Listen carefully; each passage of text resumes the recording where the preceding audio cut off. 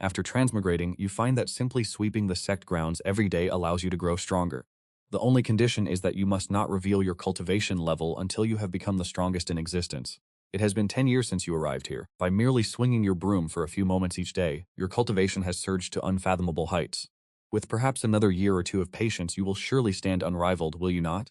You had intended to live out your days in quiet obscurity within the sect, but when the Empress sect master returns gravely wounded and summons all disciples to announce the dissolution of the sect, you are truly caught off guard.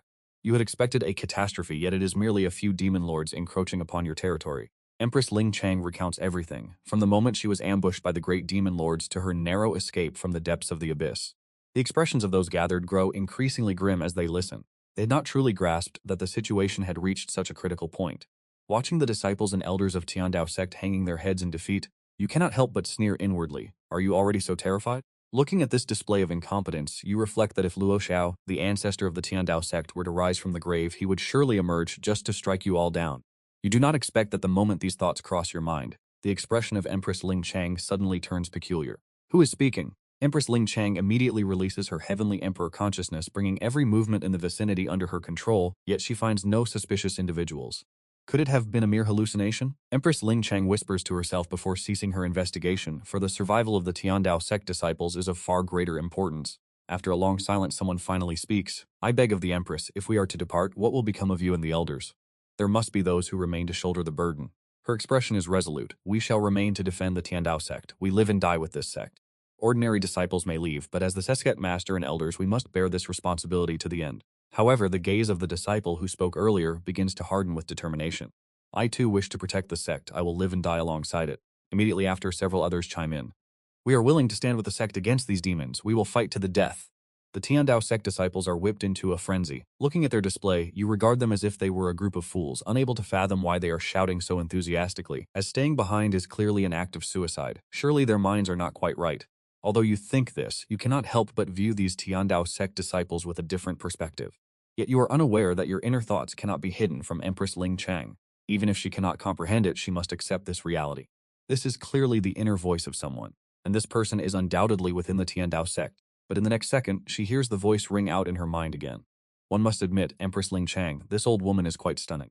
Having been a chore disciple in the Tiandao sect for 10 years, this is the first time you have had the privilege to see her. The figure of Empress Ling Chang is truly indistinguishable from that of a top-tier beauty. Just by looking at those hips, one can tell she is capable of bearing a son. To take her as a wife would be a pleasure beyond compare. It is a pity that the time is not yet right. Wait a few more years, and when you have become unrivaled, you shall seize this beauty as your bride. These words ignited a fire of indignation within Empress Ling Shuang. As an empress, she had never before been subjected to such a crass assessment. Empress Ling Shuang suddenly froze, as if she had grasped a piece of vital information.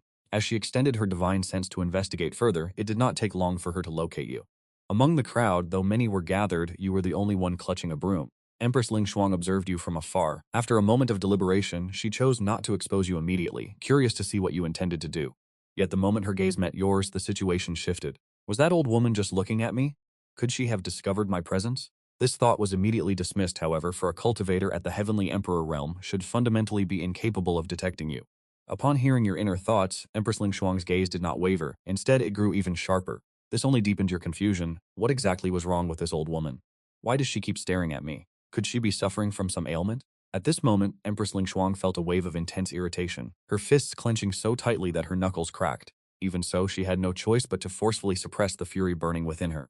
You lecherous fool, once this matter is resolved, I shall ensure you suffer the consequences. Time trickled away, and as the initial excitement faded, the atmosphere once again descended into silence. Fear could not erode the resolve of the disciples.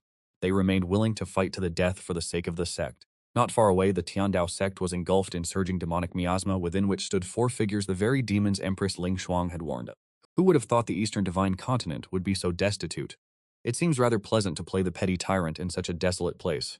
Having said this, they erupted into raucous laughter, their eyes glinting with excitement at the mere thought of Empress Ling Shuang. Before long, the swirling demonic energy had nearly suffocated the entire Tiandao sect. The 4 figures were distinct in appearance, varying in height and girth. Watching them, you could not help but click your tongue. They were truly a twisted, hideous lot. It is not a crime to be born unsightly, but to venture out and frighten others is a grave mistake. Naturally, the strength of these 4 could not escape your scrutiny. One at the early stage of the Heavenly Emperor realm, while the other 3 are at the great perfection of the Semi-Emperor realm. To think they would dare run amok at the Tiandao sect with such mediocre power. It seems Empress Ling Shuang is not as formidable as she appears. Unexpectedly, your words left Empress Ling Shuang completely shaken.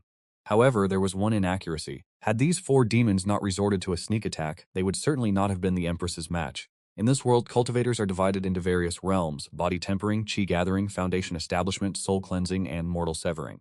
These constitute the 5 realms of the human path, the introductory stages of cultivation. Following the human path are the 5 realms of the Emperor path: intelligence opening, core formation, nascent soul, spirit transformation, void refinement, and then the 5 realms of the Imperial path: semi-emperor, heavenly emperor, peerless, and supreme sovereign. Above the Imperial path lie the realms of the heavenly path: human immortal, profound immortal, golden immortal, red dust immortal, and saint. Only by attaining the heavenly path can one truly achieve eternal life between heaven and earth. At this moment, the demon gazed at the Empress with eyes full of greed. Little beauty, if you are willing to serve my brothers well, perhaps we might consider sparing these ants. Shut your filthy mouth. Empress Ling Chang retorted without hesitation. As their fate was already sealed in a battle of life and death, she knew no fear. Many disciples also began to shout insults and defiance. If you are all so insistent on being ignorant, then do not blame me for what follows.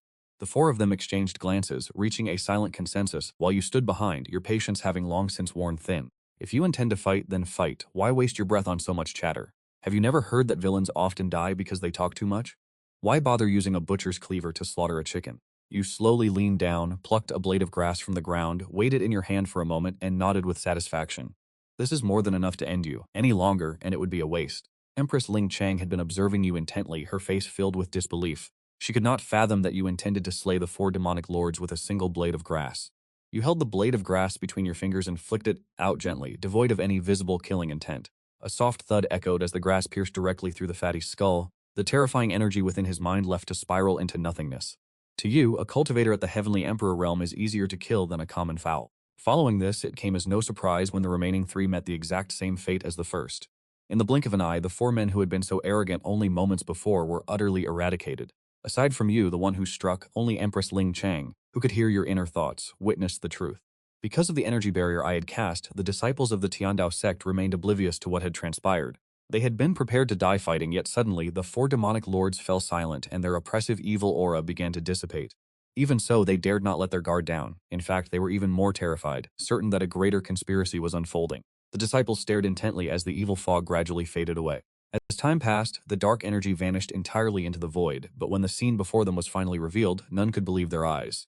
An elder slowly spoke up, informing the crowd that the enemies were dead.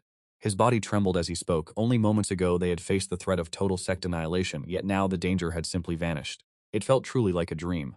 After a moment of stunned silence, the main peak of the Tiandao sect erupted in thunderous cheers, the crushing fear replaced by overwhelming relief. You observed their reactions, sighing inwardly. Why are they weeping? It was not the heavens that saved you, it was clearly I who saved you. Empress Ling Chang remained silent, but the turbulence in her eyes betrayed the massive shock surging through her heart. Her gaze was filled with awe and terror as she looked at you, realizing fully that the deaths of the 4 demonic lords were caused solely by that single blade of grass. To slay 1 heavenly emperor and 3 quasi-emperors with 1 blade of grass, what kind of terrifying existence is this?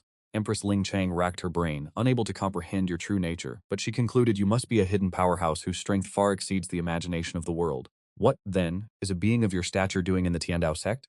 Despite her constant contemplation, Empress Ling Chang could not find the answer. Yet regardless, the fact that the Tiandao sect was now safe was a blessing, and suddenly your expression changed drastically. As expected, the system's penalty was never absent. Having detected that the host had revealed their true strength, it stripped you of your ability to speak for 8 hours. You let out a sigh of relief. Who exactly had discovered you? After a long moment, everyone in the Tiandao sect finally regained their senses. At this moment, Empress Ling Shuang spoke up. The crisis facing the Tiandao sect has been resolved. You may all leave. You were just looking to quickly depart from this chaotic place. Yet for some reason you couldn't shake the feeling that in the ethereal void a pair of eyes was watching you from the shadows. You had just turned around, having yet to make a move, when you suddenly heard the voice of Empress Ling Shuang echoing from behind. Stay behind for a moment. You instinctively paused, thinking to yourself that she couldn't possibly be talking to you. How could a menial disciple like you cause the glorious Empress to speak out and ask you to stay? Having convinced yourself of this, you continued on your way, ignoring the call. You, the menial disciple, sweeping the courtyard. Was I not speaking to you? You froze instantly. Because you were unable to speak, you could only gaze at Empress Ling Shuang with a look of confusion. Come here. Hearing the command, you slowly stepped toward the Empress. Because the distance was so short, the figure of Empress Ling Shuang came entirely into your view. Her figure is truly perfection. Upon hearing this exclamation in your mind, Empress Ling Shuang's face flushed slightly. She thought to herself, what a lecherous man. However, Empress Ling Shuang knew of your terrifying strength, so she naturally dared not act against you, and since you had no intention of exposing your true power, she would not call you out. What is your name? Empress Ling Shuang had only asked casually, but to your ears, these words took on a different meaning. It begins. First she asks for my name, then my birth date. Next, will she ask if I have a house and a carriage, only to then demand I repay her with my own body? As expected, this old woman clearly has designs on me. Her intentions are impure. Hearing your inner thoughts, Empress Ling Shuang was suddenly startled. She had only intended to make casual conversation, never expecting you to interpret it in such a way. In this Dongshen continent, countless people were infatuated with Ling Shuang. Not only did she possess terrifying strength, but she was also known as the #1 beauty of the region. Innumerable talents and heroes had knelt before her, desperate for even a single glance. You may go. After steadying herself, Empress Ling Shuang said coldly. She dared not speak to you any further. If she kept talking, she feared you might even start naming your future children. After you departed, Empress Ling Shuang stood still for a long time. Suddenly, a glint appeared in her eyes. Sensing your location, her figure vanished instantly. As soon as Empress Ling Shuang appeared at the back of the mountain, she heard you complaining. Hearing you call her old woman at every turn, she truly wanted to lunge at you and fight to the death. Inside the thatched hut below, you suddenly opened your eyes. It is no exaggeration to say that as long as you desired it, no movement within the entire Tiandao sect could escape your gaze. This woman is truly like a piece of dogskin plaster. It's impossible to get rid of her. That you had discovered her did not surprise Empress Ling Shuang, but this was the first time she had ever heard someone describe her in such a way. Previously, throughout the Dongshen continent, countless men had competed to gain her favor. How did she become dogskin plaster in your presence? Since she had been discovered, Empress Ling Shuang ceased all attempts at concealment and descended before the thatched hut. You had no choice but to step out and feign surprise. You wanted to speak, but because of the system's penalty, you could not utter a word and could only gesture awkwardly. Seeing you like this, Empress Ling Shuang was somewhat astonished. Are you a mute? In your heart, you immediately retorted. She's the mute. Her whole family is a line of mutes. I just cannot speak for the time being. Hearing your inner thoughts, Empress Ling Shuang began to grasp that you simply did not want to attract any attention. Before she could say anything, you took out paper and brush to write. I am only at the body tempering stage and have yet to achieve a nadia. I must go prepare a meal. Does the Empress have some business here? The intent to dismiss her was clear in your words, yet Empress Ling Shuang did not seem to hear it. Go ahead with your work. I shall wait here. Just as you prepared to depart, Empress Ling Kang felt the world spin around her and she nearly collapsed to the ground. You dared not hesitate, rushing forward to catch the Empress before she fell. It was then you realized that her prior injuries were far more severe than anticipated, and they had now begun to flare up. Her entire body was drenched in cold sweat soaking through her robes. At such close proximity, you could not help but swallow hard. You hurriedly averted your gaze, fearing that if you looked any longer, you might truly commit an act beneath that of a beast. Her condition was critical. If not addressed immediately, her life would surely be in peril. I once happened to study the art of healing, you thought. In this urgent situation, I have no choice but to offend her. You lifted Empress Ling Kang into your arms. The sight was enough to set one's blood on fire. Had it been any other man, he would have likely lost all self-control. How could he have seen through my disguise? Empress Ling Kang's mind went blank. She struggled to rise, but before she could regain her footing, you pressed her back down. You scribbled a few words on a piece of paper. If you do not wish to die, stay still. Looking back at you, the gentleness you once displayed had vanished. You are already injured, yet you refuse to rest. Truly, women are such troublesome creatures. Do not dare to die in my house. You were unaware that Empress Ling Kang could hear your inner thoughts. A wave of intense grievance flooded her mind. At first, she tried to hold back her tears, but they soon fell like a breached dam. The sight of her weeping, as delicate as rain-drenched blossoms, was enough to stir unrest in any man's heart. You paced beside her, scratching your head in frustration. What could she possibly be crying about? I haven't even bullied her, you thought. Unable to fathom the reason, you simply gave up on the notion. If this persists, the backlash from the inner demon seeping into her flesh and blood will become truly troublesome. Thus you acted, striking the acupoints across Empress Ling Kang's body. The Empress's body trembled slightly, but you disregarded everything, focusing only on the task. Your two fingers moved rhythmically across her meridians. The Empress's beautiful face flushed a deep crimson. Even though she knew you were doing this to save her, she could not help but feel profound shame. After all, she remained pure and no man had ever touched her in such a manner before. After a long while, you finally pulled your hand away and let out a sigh of relief. Finally, it has been suppressed. If only I had a 9-turn cleansing heart pill, swallowing it would have sufficed. There would be no need for all this trouble. Even now, you believed your identity remained well hidden, unaware that Empress Ling King had long since seen through your ruse. Nevertheless, the Empress was deeply shaken. Your ability to easily suppress such a fatal injury with mere acupoint manipulation was unheard of. Such techniques were truly unprecedented. The two of you locked eyes and a strange spark ignited between you. Empress Ling Kang's face turned so red it seemed as if it might bleed. Let no third person know of today's events, or I shall ensure you suffer the consequences, she threatened. She struggled to maintain her usual air of authority, but in your eyes, she appeared only as a shy maiden. Why bother pretending? Did I not hear your inner voice when you were crying earlier? Empress Ling Kang gritted her teeth in silence. You then wrote that you were going to prepare a meal and turned to leave. After finishing the cooking, you paid no mind to the Empress's state, tidied up briefly, and sat down to eat. Empress Ling Kang finally regained her composure, returning to her usual cold and aloof demeanor. However, her state of mind underwent a swift transformation as she watched you eat with increasing appetite. This sparked a desire for food in Empress Ling Chang, despite her having not consumed anything for 1,000 years. Yet, looking at your demeanor, she realized there was no further need for her to remain. Empress Ling Chang stood up and declared, "I still have matters to attend to. I shall depart now," while internally, you rejoiced. This old woman is finally leaving. Acting with her all day has utterly exhausted me, you thought, nodding repeatedly, as if fearing she might change her mind if you were a moment too slow, saying, "I will be here again tomorrow." Having said this, she did not wait for your reply, transforming into a streak of light and departing instantly. This old woman is truly clinging to me. It is certain she harbors no good intentions. If it were a matter of repaying kindness with my body, it would not be entirely impossible, but women only serve to slow the speed of my blade. After pondering these thoughts in silence, you sighed, resigning yourself to taking things one step at a time. At this moment, Empress Ling Chang was already far away. She could only hear your inner voice within a certain proximity, yet she still could not comprehend how she was able to hear your thoughts at all.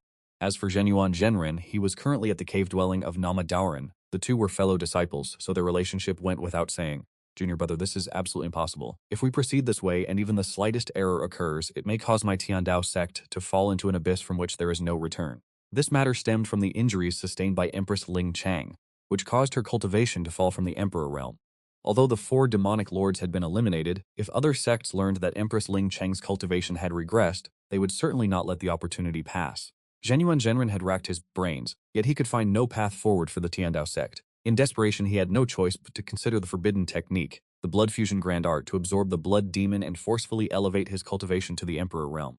The blood demon was a heavenly Emperor realm monster that Empress Ling Chang, leading the experts of the Tiandao sect, had suppressed within the sect 800 years ago.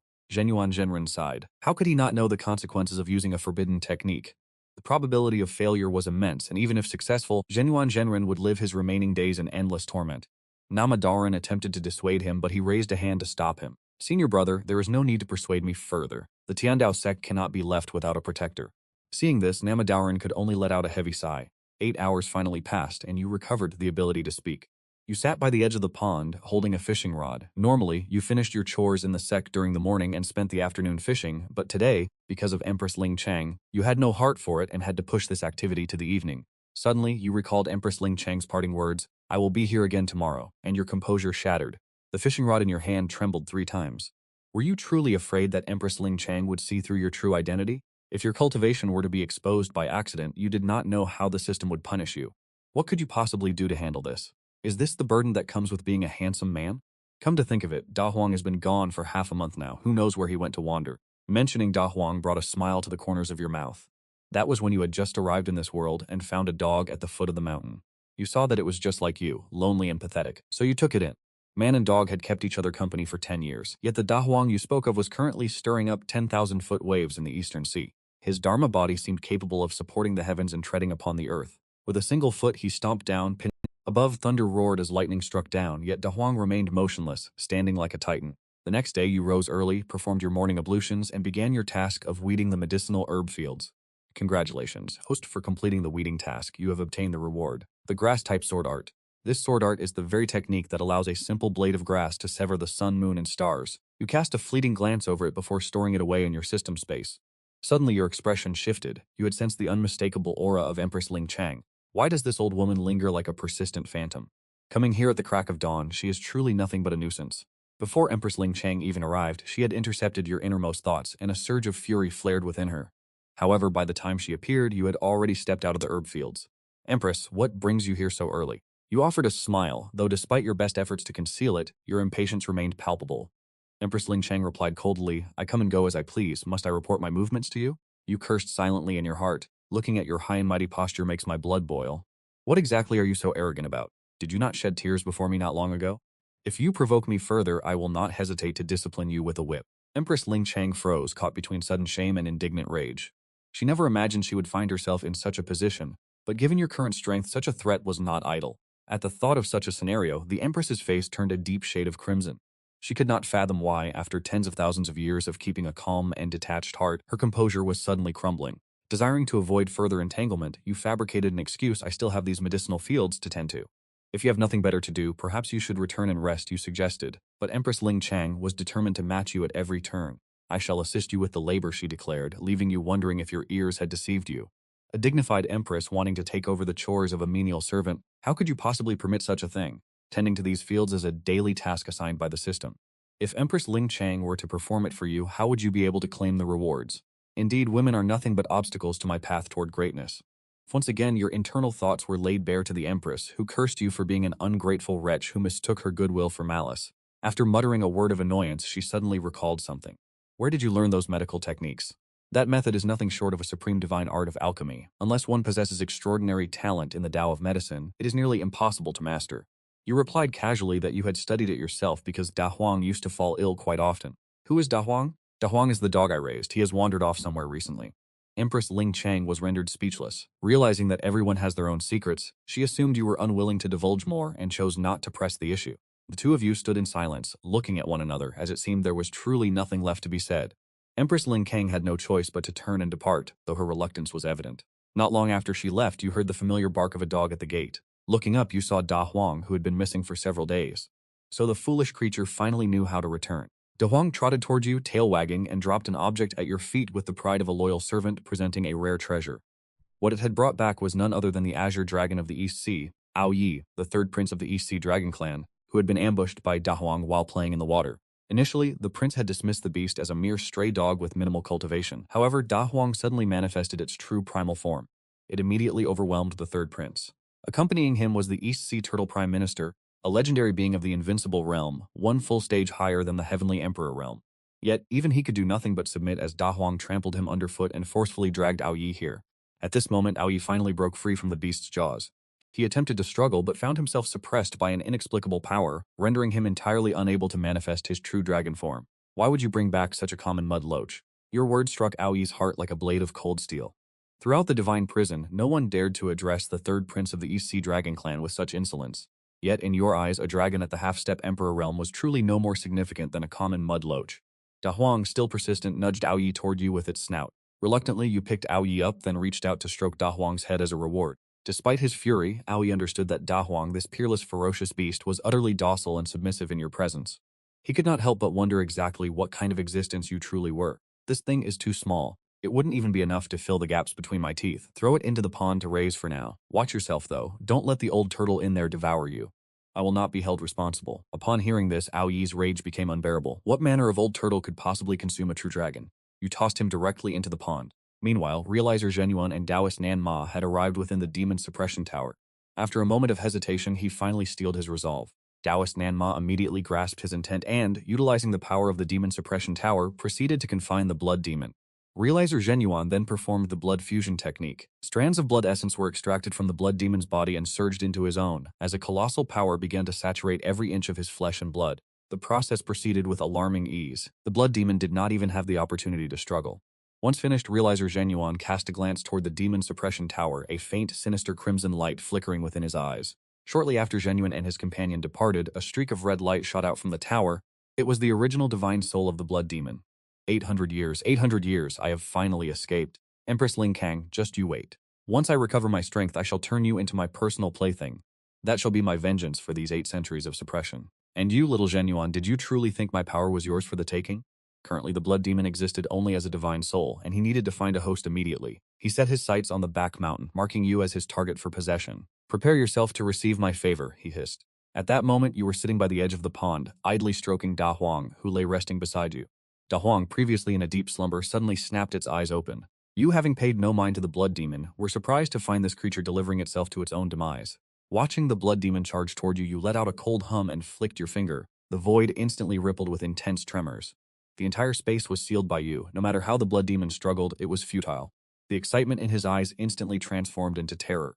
What kind of power could possibly seal the soul of an emperor-level expert? Could it be a Terra Faster of the heavenly Tao martial realm?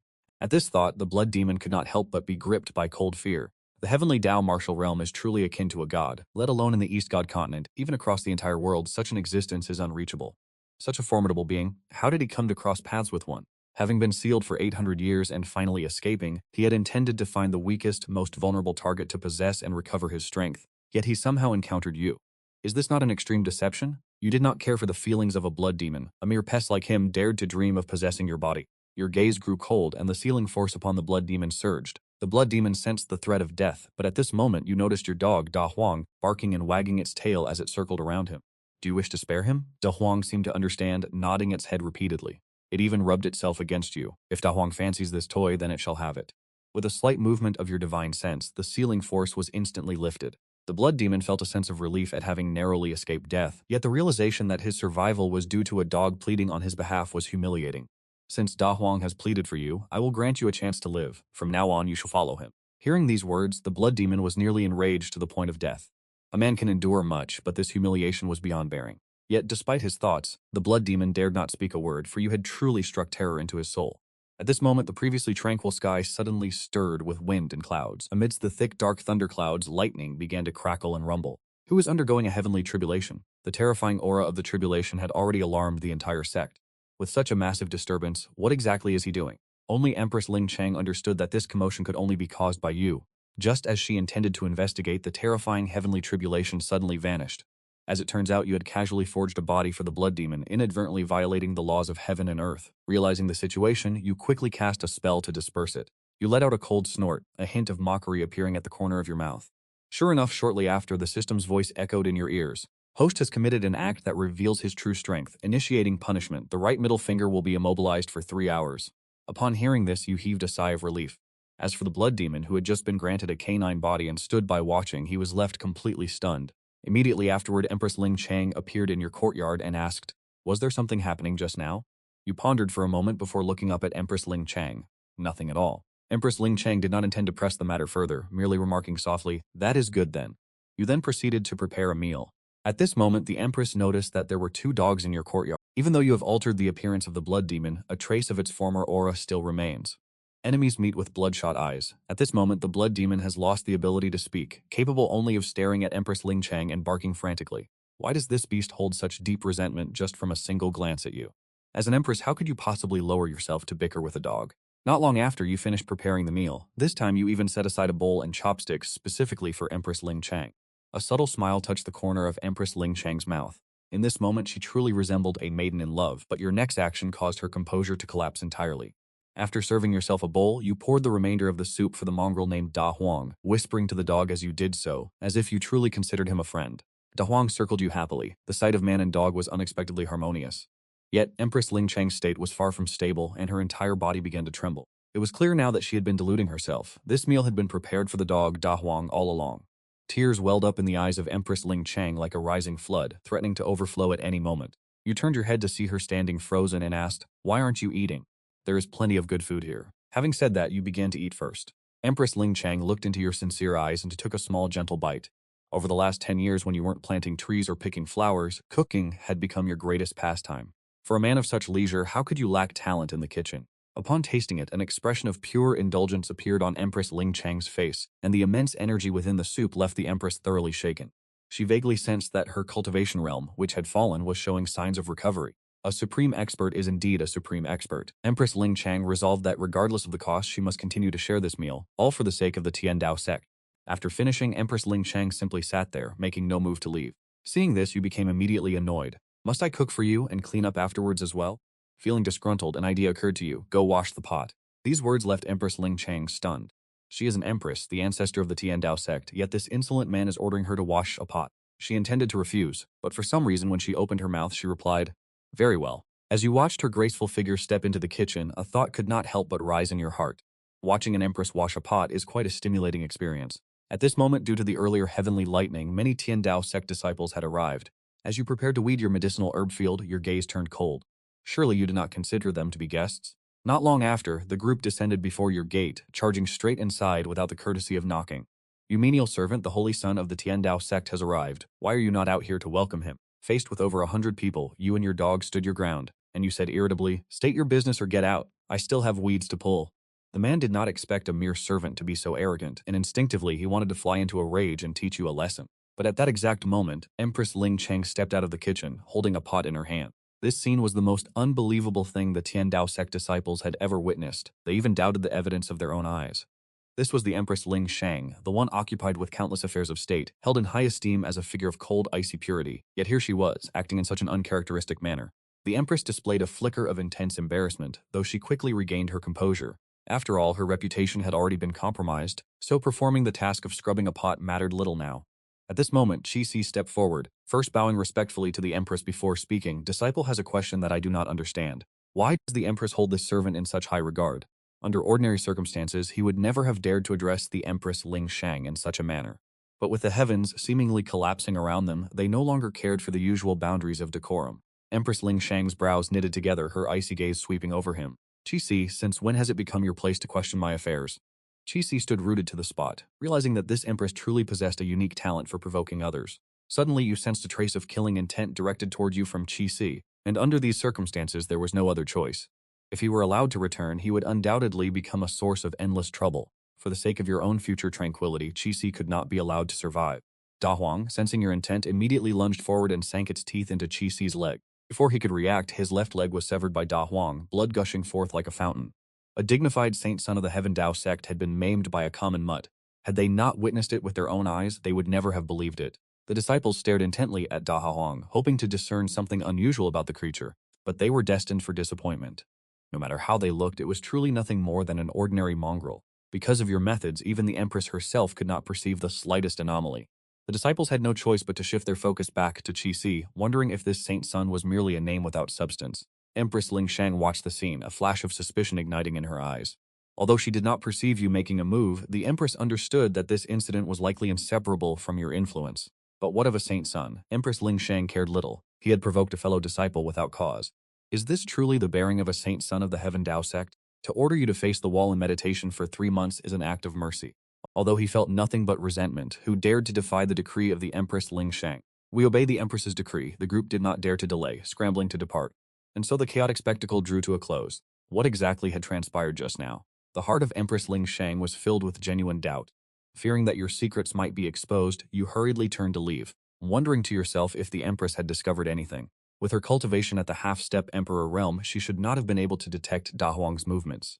After spending this time by your side, the Empress Ling Shang had evidently grown accustomed to such a lifestyle. In a fleeting moment, she even felt that if things were to continue this way, it would not be such a bad existence. Leaving the courtyard, the Empress Ling Shang approached Da Huang. Driven by curiosity, she sat down to observe the creature thoroughly, yet no matter how closely she looked, she could discover nothing extraordinary. Could this truly be nothing more than an ordinary stray dog? Empress Ling Shuang extended her jade-like hand, gently stroking the creature known as Da Huang. Da Huang immediately leapt into her embrace. Empress Ling Shuang was momentarily stunned, but she soon accepted the gesture with a faint smile. At this moment, you stepped forward and witnessed the scene. Such breathtaking beauty is enough to claim a man's soul, and it would be a tragedy not to leave behind a legacy of 10 or 8 children. With a figure like that, one can only think, release that beast and take your frustrations out on me instead. Empress Ling Shuang froze instantly. As she lifted her gaze, she found you staring fixedly at her. In an instant, she was consumed by a mixture of shame and indignation, a crimson flush spreading from her cheeks down to her neck. At that very moment, the great bell of the Tiandao sect's main peak began to toll, ringing out 12 thunderous times. What grave matter could have occurred? Empress Ling Shuang could no longer afford to be distracted, murmuring to herself, the main peak is protected by the grand formation of the Tiandao sect. Unless a catastrophe of the highest order has befallen us, the bell would never ring 12 times. As she prepared to depart, she suddenly remembered your presence and commanded, "You will accompany me." You had no desire to involve yourself in the affairs of the Tiandao sect, but just as you were about to refuse, a thought struck you. Feigning hesitation, you stammered, "I am willing to go, but—" Empress Ling Shuang asked with forced patience, "But what?" If she had not asked, you would not have known how to continue your act. My cultivation is only at the body tempering stage. I cannot traverse the sky, so I must trouble the Empress to carry me. Holding such a figure would certainly be comfortable, would it not? Empress Ling Shuang naturally saw through your intentions, and she simply replied with a cold, singular command, "Scram." She then snatched you up and vanished in a blur. Within the main hall of the Tiandao sect, many representatives from the Tai sect, one of the 5 great sects of the Eastern Divine Continent, were already seated. The relationship with the Tiandao sect had always been hostile. Hearing rumors that Empress Ling Shuang had been injured and had fallen from the Emperor realm, they had arrived to ascertain the truth. Seated at the front was a gaunt, elderly man, Venerable Qinghe of the Tai sect. Venerable Qinghe could not resist asking again, "Are you certain she has truly fallen from the Emperor realm?" Hearing this, Master Yuxing replied with a weary sigh, "Old ancestor, rest assured." He had lost count of how many times Venerable Qinghe had posed this same question. Years ago, Empress Ling Shuang had stormed the Tai sect alone, crushing Venerable Qinghe with overwhelming power and leaving a deep psychological scar upon his spirit. Master, there is something I feel compelled to say. The speaker was Chen Mingxiao, the saint son of the Tai sect. He sat at the end of the row as the only disciple in attendance. We who tread the path of immortality should focus solely on the Tao. The Tiandao sect and the Tai sect are neighbors. Why must there be such endless strife? Would it not be better to coexist in harmony? Master Yu Xing turned a shade of sickly green with rage. This disciple of his was beyond reproach in both talent and temperament, a true genius by every definition. Yet he possessed a singular flaw, his ideological outlook. He spoke of harmony and peace as if they were the ultimate goals of cultivation. At this moment, Sect Master Zhen Yuan of the Tiandao sect entered the main hall, followed by his elders. You have no interest in your own cultivation, yet you come to my Tiandao sect? Why? Master Yu Xing replied with an air of feigned calm. Taoist Zhen Yuan, why must you be so confrontational upon our arrival? We have come today to congratulate the Tiandao sect. The Tiandao sect has successfully purged the demons. Is that not a cause for celebration? Those who have cultivated for 1,000 years are all cunning old foxes. Indeed, the truth regarding Empress. At this moment, Empress Ling Shuang has arrived at the gates, followed by Yu, who wears a look of utter reluctance. Did I not already state my decree? The Tai sect is not permitted to step even half a pace into the Heavenly Tao sect. Have you already forgotten? Upon entering, true person Zheng Yuan and the elders of the Heavenly Tao sect bowed in unison to welcome the Empress. Confronted by an old acquaintance he had not seen in 800 years, Venerable Qing He lowered his head, avoiding the gaze of Empress Ling Shuang. He dared not look her in the eye. Qing He, after all these years, your courage has grown significantly. Hearing this, the bitter expression on Venerable Qing He's face deepened even further. This is merely a misunderstanding. At this moment, he wished he did not have to remain within the Heavenly Tao sect for even another second. True person Yu Xing watched this with utter helplessness. They were both of the Emperor realm, so why was the disparity between them so immense? He immediately sent a telepathic message. Old ancestor Qing He, do not be afraid. Empress Ling Shuang has long since lost her Emperor realm cultivation. She is merely putting on a facade. You need only find a pretext to test her strength. There is no need to cower. It is easy to speak, but you were not the one who was trampled into the dirt and beaten by her in those days. Seeing that his sect's ancestor was truly unreliable, true person Yu Xing had no choice but to step forward himself. Empress, do not take offense. We have not come to challenge your majesty. We merely heard that the Empress successfully suppressed the demons, so we came specifically to offer our congratulations.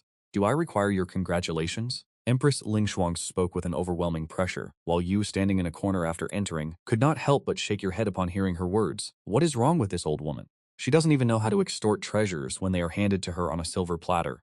Since they have claimed to come to congratulate you, you should have taken this opportunity to fleece them of their treasures. Are you trying to force the Tai sect into a full-scale war with the Heavenly Tao sect by saying such things? Truly, their cultivation has rendered their minds dull and inflexible. Hearing your inner thoughts, Empress Ling Shuang's expression shifted slightly before she spoke. You say you have come to congratulate me, but I truly see no gifts. As these words fell, the members of the Tai sect looked at one another, while Zheng Yuan and the elders of the Heavenly Tao sect were even more astonished. Usually, Empress Ling Shuang stood aloof and untouchable, as if unburdened by the dust of the world. Why had her temperament changed so suddenly today? Now that the people of the Tai sect had dug their own graves, they had no choice but to leap in. Starting with Venerable Qing He, they each took turns presenting a bounty of rare heavenly materials and earthly treasures. At this moment, Empress Ling Shuang remained overwhelmingly powerful, identical to how she appeared 800 years ago when she stormed the Tai sect, truly like a deity standing above the 9 heavens, looking down upon all living beings. This caused true person Yu Xing to begin to waver. Could such overwhelming aura truly belong to someone whose Tao heart had been shattered and who had fallen from the Emperor realm? If true person Yu Xing knew that Empress Ling Shuang's confidence stemmed from a mere handyman standing silently in the corner, one wonders what he would think. Regaining his composure, true person Yu Xing spoke. Today is a joyous occasion. If we only drink wine, I fear it would be a bit regrettable. Why don't we have a friendly sparring match? True person Zheng Yuan stared fixedly at true person Yu Xing, the corner of his mouth curling into a cold smile. I am ready at any time. True person Yu Xing chuckled. Mingxiao, why have you not yet stepped forward to pay your respects to the seniors? Hearing this, Chen Mingxiao stood up and respectfully bowed to Empress Ling Shuang and everyone from the Heavenly Tao sect. Junior Chen Mingxiao pays his respects to Empress Ling Shuang, the Heavenly Tao sect, and all the seniors present. I believe that those who cultivate the Tao should. Before he could finish, true person Yu Xing interrupted him with a shout. At this moment, he truly wished to expel this rebellious disciple from the sect. He could not even read the atmosphere to see what kind of situation they were in. He was completely oblivious to the room. Had he not been stopped by true person Yu Xing, Chen Mingxiao would have started his lecture on world peace once again. This is my unrefined disciple. Although his cultivation is shallow, he is passable. Let him stand in my stead to engage in the duel. Although Chen Mingxiao was unwilling, he had been warned repeatedly by true person Yu Xing before they arrived. He could only wear a miserable expression as he unleashed his aura.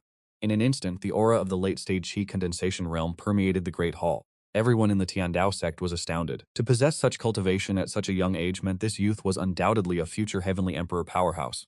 Among the disciples of the Tiandao sect, the one with the highest cultivation was the holy son Qixi. Immortal Zhengyuan was about to grit his teeth and summon Qi, but the disciple who received the order stood frozen, unable to move. Although little time had passed, the news of Qi's cultivation being crippled had already spread throughout the Tiandao sect. Only Immortal Zhengyuan, who had been in seclusion, remained unaware. At this moment, Elder Huo shouting sent a voice transmission to inform Immortal Zhengyuan of the situation, as the Holy Son Qi was his direct disciple of many years.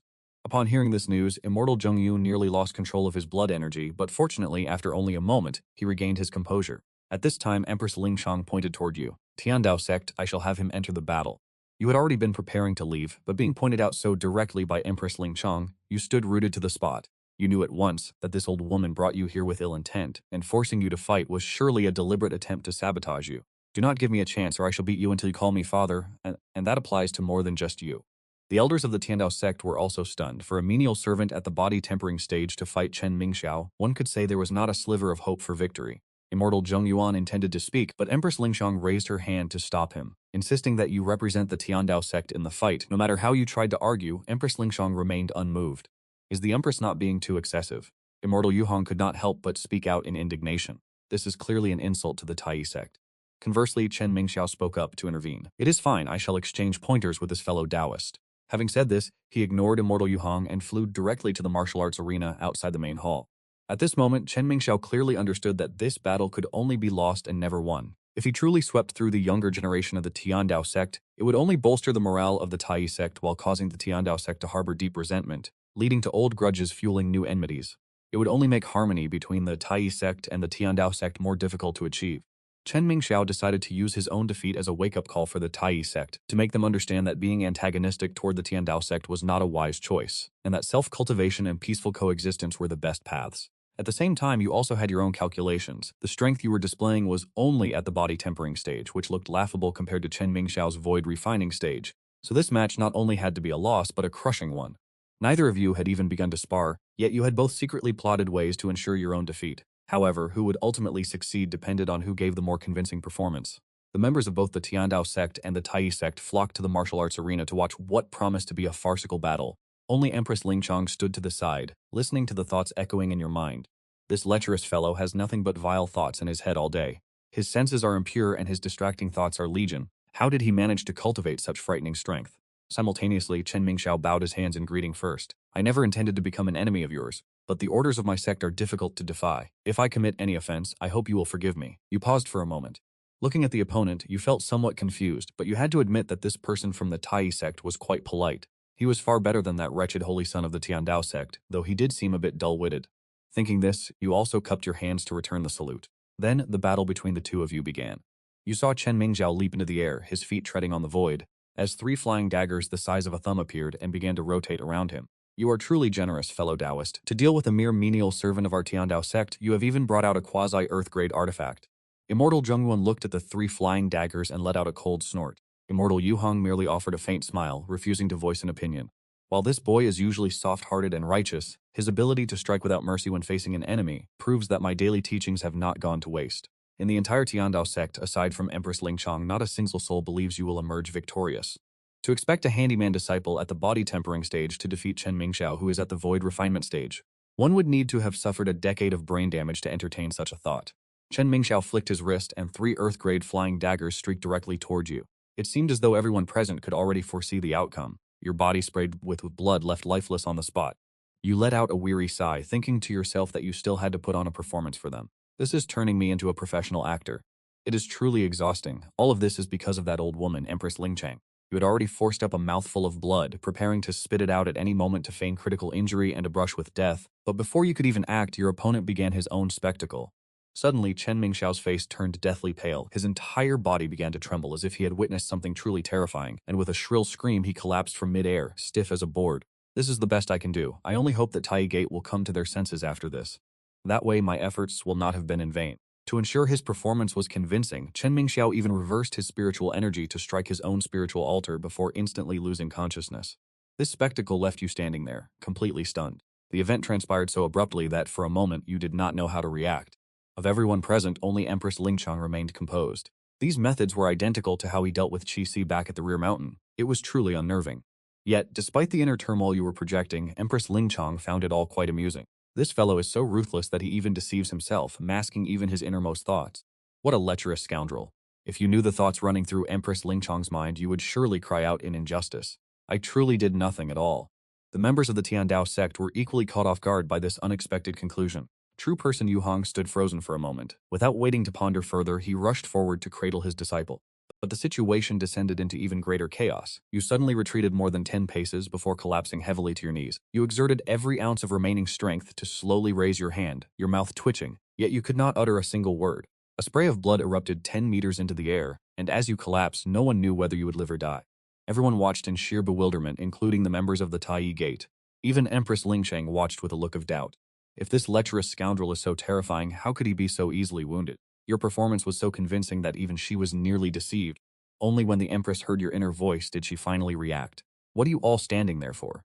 It turns out this fellow was truly putting on a show. Empress Lingchong curled the corner of her lips slightly, then ordered Huo Shouting to inspect his condition. However, no matter how many times Huo Shouting checked, he could discern nothing amiss. Empress, this disciple truly cannot see what injuries he has sustained. Perhaps we should move him to the rear mountain and summon an alchemist to examine him. That was indeed the most prudent course of action at this moment. Empress Lingcheng, however, thought otherwise. It would be strange if he could be seen through. This lecherous fool was not injured in the slightest and was merely using this opportunity to flee from my sect. There is no need for such trouble. I am perfectly capable of healing him myself. At this moment, your heart was stifled with frustration. What exactly is this old crone, Empress Lingcheng, plotting? Is she not perhaps seeking revenge, using this opportunity to torture me to death? Vile woman, though you screamed in your heart, you could only lie perfectly still, forced to endure whatever Empress Lingchong had in store. Empress Lingcheng leaned down and funneled a stream of energy into your body. To the onlookers, it appeared ordinary, but in truth, it was her cultivation base, refined and accumulated over countless years, concentrated into a single point. Your expression began to contort, yet you struggled to remain stoic. Empress Lingchong did not expose you. She merely smiled with hidden meaning before withdrawing her finger. At that instant you, who had supposedly been unconscious, jolted upright, looking dazed as you muttered, "What has happened to me?" Everyone from the Heavenly Tao sect marveled at the Empress's miraculous medical skill. Only you were acutely aware of this woman's venomous heart, though you decided to call it even for now. Empress Lingchong spoke up, and the representatives of the Tai sect naturally dared not refuse. A draw was the best possible outcome. For a menial disciple at the body tempering stage to fight to a standstill against a saint son of the Tai sect, if this were to spread, the Heavenly Tao sect would surely gain immense renown. There is one more matter to address today. Taoist Yuexing suddenly changed his tone, cupping his hands in salute. The millennial mark approaches. The spirit domain's secret realm is about to open. According to the ancient rules, the major sects must use a divine artifact to shatter the entrance, only then earning the right to enter the secret realm. Currently, the major powers all believe that the Heavenly Tao sect no longer possesses a divine artifact. Therefore, the Heavenly Tao sect will have no share of the quotas for the spirit domain's secret realm this year. Hearing this, the members of the Heavenly Tao sect were filled with indignation, yet they were powerless, for this was the established law of the Eastern God continent. In the past, they could rely on the terrifying might of Empress Lingchong to maintain their prestige, but now there was no excuse. Furthermore, when the Heavenly Tao sect's divine artifact shattered, the entire Eastern God continent and the cultivation world took notice. No matter how much they bluffed, they could not conjure a divine artifact out of thin air. Is it really just a divine artifact? I have plenty. I could pull out any one of them and scare the life out of you people. Why keep up the charade? Just as everyone was at their wits' end, your inner thoughts once again sparked a realization in Empress Lingcheng. Who says we do not have a divine artifact? Empress Lingchong's eyes flashed, her aura surging with even greater intensity than before. Venerable Shen could not help but exclaim, "She is even stronger than she was 1,000 years ago." Having said that, Venerable Shen had glared fiercely at Taoist Yu Hong. Is this what you called having lost all her cultivation? Taoist Yu Hong was also filled with suspicion. Could such an overwhelming aura truly belong to someone who had fallen from the Emperor realm? Immediately afterward, Empress Lingchong glanced toward you, thinking of how you used 10,000-year-old lightning-struck wood as a chair, spirit-nourishing wood as a bed, and even phoenix-perching wutong wood as a wash basin. Even the most common item in your room is more valuable than a divine artifact. Seeing this, you are stunned. Could this old woman actually know that you possess divine artifacts? Recalling how this woman has been clinging to you day after day, you realize that she must have discovered something. At this thought, the corners of your mouth curl into a cunning smile. Following the Empress's decree, the divine artifact that you instructed me to with care is here, you declare, pulling a treasure from your system space. In an instant, a brilliant radiance engulfs the heavens and the earth. It truly is a divine artifact. Heaven favors our Tao sect. The elders of the Heavenly Tao sect are overcome with excitement, wondering how such a thing could be possible. Sect Master Yu Hong simply cannot comprehend when the Heavenly Tao sect managed to acquire an upper-grade divine artifact. Yet the truth stands before him, undeniable, as everyone holds their breath, staring intently at the glowing object in your hands. Even Empress Lingzhong is taken aback. Why have you so readily produced a divine artifact this time? Before long, the light dissipates, revealing the artifact in its true form, and the expressions on everyone's faces slowly turn bizarre. Empress Lingchong's beautiful face flushes deep red like an apple. The intense embarrassment makes her entire body tremble with rage. You lecherous beast! The object in your hands is indeed an upper-grade divine artifact, but its form is a black-toned outfit trimmed with white lace, featuring a short skirt and a cat ear headband. This was your proudest creation, forged over a long period. You call it the new maid outfit. The gazes directed at Empress Lingchong become incredibly strange. She meanwhile stares at you with a mix of shame and fury, wishing she could hack you into 1,000 pieces. Seeing her like this, you are thoroughly satisfied. Now she knows the extent of your power. If she dares to scheme against you again, who knows what even more shocking items you might produce. Sensing your inner thoughts, Empress Lingchong's heart trembles, and she hurriedly averts her murderous gaze from you. She awkwardly explains to the crowd, I chanced upon this divine artifact while exploring a secret realm. Though it may look peculiar, its power is formidable. Everyone nods in agreement, yet they continue to cast meaningful, lingering glances at you. What they truly think, no one can say. Seeing that the matter of the divine artifact is settled and that the Heavenly Dao sect failed to best the Taiyi Gate in the competition, they decide there is no reason to remain, offering a formal salute before departing one by one. Before leaving, they are still filled with doubt. Has Empress Lingchong actually worn that divine artifact before? But naturally, no one dares to voice this question aloud. You certainly do not hesitate, hastening to leave, but you are called back by Empress Lingchang before you can get very far. Empress, what are your instructions? After hesitating and pondering for a long time, she finally asks, where did you acquire that divine artifact? I found it. I picked it up while exploring a secret realm. This is clearly the same excuse Empress Lingchong herself had used just moments ago. Seeing your indifferent demeanor, she gnashes her teeth in frustration, yet she cannot afford to lash out as she still requires your assistance. You are well aware that the Heavenly Dao sect's own divine artifact is shattered, and they are currently in desperate need of a replacement. Perhaps before Empress Lingchong can even finish her sentence, you toss the new maid outfit over to her. Empress Lingchong stands frozen in place. This is an upper-grade divine artifact, a treasure capable of anchoring an entire sect. This lecherous man gave it away so easily, perhaps he isn't quite as detestable as she thought. For a fleeting moment, Empress Lingchong feels a pang of guilt. Do you have any requests for what you have done today? As long as it is within my power, I will surely do my utmost. Who would have thought that in the very next moment you would blurt out, why not try it on? Let me see if it fits. Empress Lingchang nearly erupted on the spot. How could she ever wear something so embarrassing? With a flick of her sleeves, she put away the divine artifact and resumed her cold, aloof demeanor. One should be generous when receiving gifts, yet this old woman showed no sincerity, possessing not even a shred of proper etiquette. But ultimately, you dared not speak your mind, left only to sigh in private.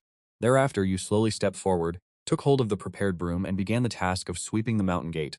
Today, Empress Lingxing stood by watching, perhaps feeling a twinge of guilt. She intended to exempt you from your status as a menial disciple. How could you accept? You hurriedly declined. There is no need. If I lose my status as a menial disciple, from where will I obtain my rewards? This old woman is truly lacking in good intentions. Empress Lingchong had intended to act in your best interest, but upon hearing your response, she could not help but feel irritated. Muttering that you were ungrateful, she ignored you and departed for her cultivation cave. Only then did you exhale in relief, remarking that the world had finally regained its tranquility and continued your chores. If not for the troublesome affairs of the Tiandao sect delaying you, you would have received your reward long ago. The sound of the broom brushing against the stone slabs echoed rhythmically, accompanied by the songs of birds. The occasional gentle breeze put one's mind at ease. Before long, you had finished sweeping every corner. A familiar voice resonated in your ears. Congratulations to the host for completing the mission. You have received the reward, the Zhuxian Formation Map. Hearing this name, your heart trembled violently. You were of course well aware of the legend of the Zhuxian Formation. It is said that when Pangu cleaved the heavens and earth, 3,000 great Dao heavenly demons attempted to obstruct him with forbidden techniques. The great Dao sensed this and manifested the Zhuxian Formation to eradicate the 3,000 heavenly demons. Yet it became most renowned during the investiture of the gods when the sect Master Tongshan displayed its divine might. Its edge was truly unstoppable. Only when 4 sages joined forces was the Zhuxian Formation finally breached. This is a supreme treasure. You could not help but feel a surge of excitement.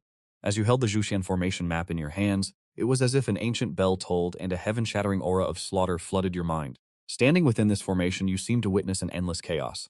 A giant wielding a great axe, the Zhuxian Formation hovering above his head, advancing through the 3,000 heavenly demons without taking a single step back.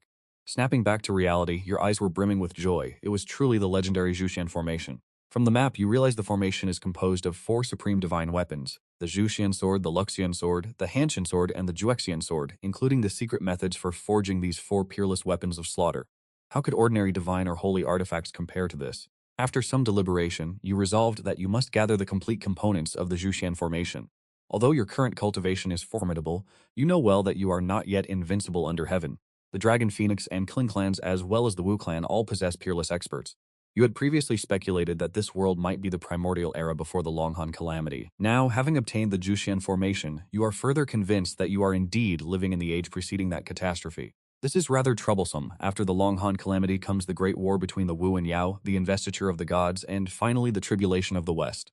Each of these events triggers earth-shattering changes in the world, resulting you find yourself fluctuating between laughter and tears, uncertain of how to react.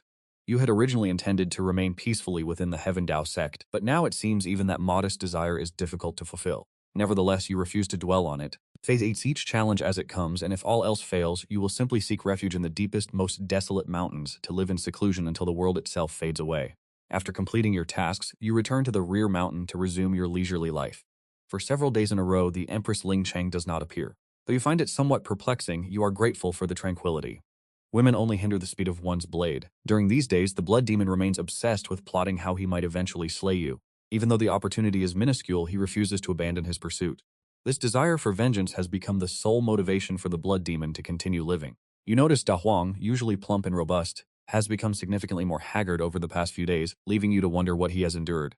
Within the pond, Ao Yi continues his daily struggle against the old turtle, living life on the edge of death every single day. Initially, Ao Yi was consumed by fury, wishing he could swallow both Yu and Da Huang, the two culprits behind his misery, whole. Yet one day, Ao Yi accidentally discovers a golden scale sprouting on his body. Though it is tiny, the mere sight of it fills him with wild jubilation. Among the dragon clan, only those who reach the heavenly demon realm, the heavenly emperor realm, begin to shed their old scales and grow golden ones in their stead. The more golden scales one possesses, the greater their strength. Upon reaching the heavenly Dao realm, one's entire body of scales will have fully turned gold. The golden dragon is the symbol of status and absolute power, the true sovereign of the dragon clan. In the entire East Sea, only the East Sea Dragon King has achieved such a realm. Ao Yi was originally only at the early stage of the half-step emperor realm. He still had a long, arduous path ahead before he could ascend to the heavenly demon or heavenly emperor realms. Yet, unexpectedly, by soaking in this primordial origin fluid, he has entered the heavenly emperor realm in such a short span of time. Ao Yi can hardly believe it. The pond is shrouded in a mysterious force that suppresses all spiritual energy, making it impossible for him to verify his internal state. However, the emergence of a golden scale is undeniably a blessing, and he reflects that all the dangers he has faced these past few days were worth it. Looking at you, he finds that you do not seem quite as detestable as before. Thinking back to the old turtle, logically speaking, the dragon clan possesses the most supreme bloodline among the demon race, and should exert an innate suppression over ordinary beasts or monsters. Even though he cannot manifest his cultivation base right now, his bloodline strength should remain unchanged. Yet when facing this old turtle, he cannot understand why there is absolutely no bloodline suppression at all. In fact, when confronting the old turtle, Ao Yi feels a vague sense of dread, as if a primal fear is etched deep within his very soul. Could it be that this old turtle is truly something extraordinary? If the old turtle were to discern Ao Yi's thoughts at this moment, he would surely offer a cold laugh. In years long past, I consumed 300 dragons a day until the dragon clan was nearly driven to extinction. Do you honestly believe the dragon clan are the true masters of heaven and earth? At this moment, you are sitting by the pond fishing. The young man amidst the murky waters radiates an enigmatic aura of Tao. Suddenly, the fishing float sinks and the line is pulled taut. Your once calm expression sharpens instantly. As you exert force with both hands, a surge of Tao ripples through the fishing rod. Boom! A massive column of water erupted as a half-meter-long fish was yanked from the depths. It thrashed upon the ground, but at long last it had been caught. You smiled, remarking that you had kept watch here for days on end just to secure this catch. Just as you were contemplating how to prepare it, you sensed a familiar presence approaching. The freeloader had arrived. Moments later, the Lingchang Empress appeared at the back of the mountain. Forced to speak, you asked with visible impatience, "Why have you come?" "I have come to." The Lingchang Empress hesitated, looking somewhat embarrassed. "Dispel the malevolent energy from your body." Hearing this, you looked at her with a peculiar expression. "My thanks." Could this woman not have found a more convincing excuse? It has been so many days, and you still claim to be dispelling malevolent energy. To me, you are the one who looks like a source of trouble. The Lingchang Empress betrayed no emotion. She showed no signs of discomfort. Before arriving, she had anticipated such a reaction and had prepared herself mentally. Yet the Lingchang Empress truly could not fathom why this lecherous man did not welcome her as he did Va Qi. But this was a question she would never voice. As the proud Lingchang Empress, how could she utter such humiliating words? Even if, in your presence, she had long since lost all traces of her dignity. Then you had better eat. You had expected the Lingchang Empress to offer some polite refusal which would allow you to decline her presence in turn. To your surprise, the Lingchang Empress did not even hesitate, nodding immediately in agreement. Has she become so brazen now? Without a shred of reservation, truly she had. Feng Rixia suppressed the bitterness rising in his heart. You asked, "Do you enjoy eating fish?" "I do. In that case, let us have potatoes today instead." The Lingchang Empress ground her teeth at your antics. "It is merely a fish. I shall catch one for you myself." In a fit of pique, the Lingchong Empress spoke, and ignoring whether you agreed or not, she waved her hand, sending a surge of roiling spiritual energy straight toward the pond. "Stop!" you suddenly shouted, but it was too late to intervene. Your usual lazy demeanor shifted into sudden gravity, leaving the Lingchang Empress bewildered. Could there truly be something extraordinary about such an ordinary pond? Before her spiritual energy could strike the water, an ancient turtle at the bottom of the pond abruptly opened its eyes, its gaze a crimson, murderous glare. "Who dares to act so recklessly here? You are truly courting death." It roared, a terrifying sound erupting from the pond and tearing straight into the heavens. The Lingchong Empress's attack vanished instantly. In a heartbeat, the tranquil sky seemed to be rent asunder, clouds and winds swirling in a display of truly fearsome power. Observing the scene before you, the gravity in your eyes deepened. The Lingchong Empress stood frozen, her cherry lips parted in shock, her face filled with utter disbelief. She had never imagined that a casual strike at a pond would trigger such a monumental disturbance. What manner of terrifying entity resided within this pond? To be able to incite such a phenomenon with a single roar, what level of cultivation must it possess? Could it be that a being of the heavenly Tao realm resides here? Upon this realization, the dread within Empress Ling Chang's heart deepened significantly. If a master of the heavenly Tao realm truly dwells within this small pond at the thatched cottage, why would they be content to remain in such a place? If this news were to spread, I fear no one would believe it. At the East Sea Dragon Palace, the East Sea Dragon King, Ao Sheng, has been in a foul mood. His most beloved son, the third prince of the Dragon Clan, was abducted right on his own territory, igniting his absolute fury. Upon learning of the news, the Dragon Clan treated the matter with the utmost gravity, as this was nothing short of a direct slap to the face of the entire race. "Are you certain the one who abducted Binger was a dog demon?" Ao Sheng questioned the Turtle Prime Minister standing by his side. The Turtle Prime Minister nodded. At that time he had seen it clearly, and the third prince was suppressed beneath the paws of that great yellow dog. Hearing this, Ao Sheng felt a trace of doubt. Over the past few days, the Dragon Clan has eradicated countless dog demon clans, yet there is still no trace of Ao Yi. Furthermore, according to the Turtle Prime Minister, that yellow dog possesses extraordinary strength, capable of suppressing those in the invincible realm. It is at least an invincible powerhouse, or perhaps even a terrifying being of the supreme level. Such an existence, even in the central province, would be a formidable grandmaster who could not possibly remain unknown, yet that yellow dog seems to have vanished from the world. No matter how the Dragon Clan searches, even after exhausting the entirety of their resources, they have gained nothing, which is truly peculiar. As time drags on, Ao Sheng grows increasingly anxious, fearing that some misfortune has befallen his precious son. This subject, however, has a speculation. The Turtle Prime Minister spoke, his eyes flickering with hesitation. Ao Sheng furrowed his brows and asked with solemn authority, "Could it be the Heavenly Hound clan?" The Turtle Prime Minister spoke these words with great caution. Upon hearing this, Ao Sheng froze and bowed his head in thought, not speaking for a moment. "The Heavenly Hound," he murmured to himself, "that is the third largest vassal race of the Kilin. Other dog clans are of no consequence. Before the might of the Dragon Clan, they can only tremble in fear, daring not to resist, but the Heavenly Hound clan is entirely different. Not to mention that the Heavenly Hound clan is already exceptionally powerful, possessing several beings at the Heavenly Tao realm within their ranks, let alone the fact that the even more fearsome Kilin clan stands behind them. This is a race that can rival the Dragon Clan. If this was truly the work of the Heavenly Hound clan, the implications would be grave indeed. The Dragon Clan and the Kilin clan have long been at odds." Ao Sheng stated solemnly, then added, "I must go and report this to the Dragon Emperor."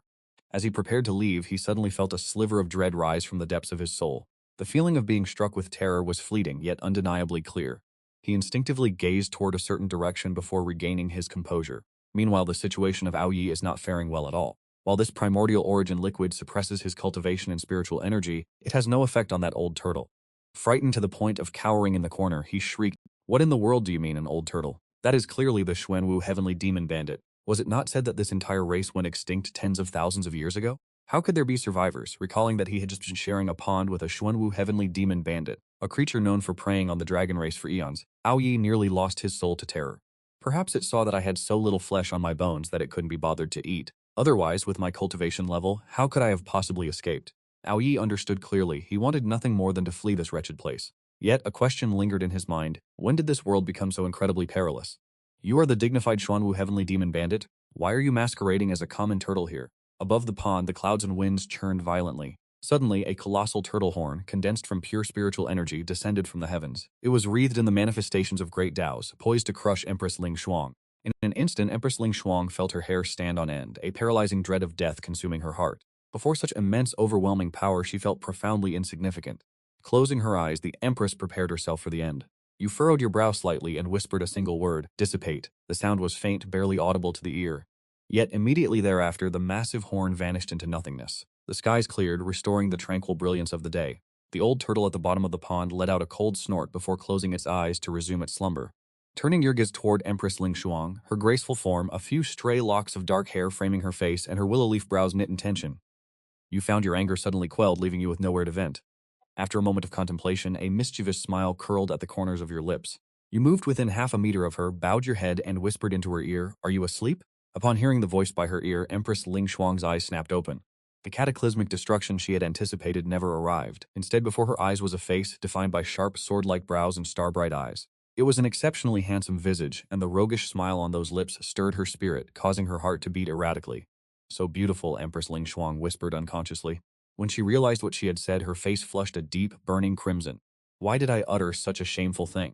As an empress, she had always held a position of supreme authority. She had never encountered such a situation. Previously, Empress Ling Shuang had devoted her life entirely to cultivation, never having stood in such proximity to any man. The atmosphere turned stiflingly awkward in an instant. Flustered, the Empress did not retreat. Instead, she took a step forward, closing the already narrow distance between them even further.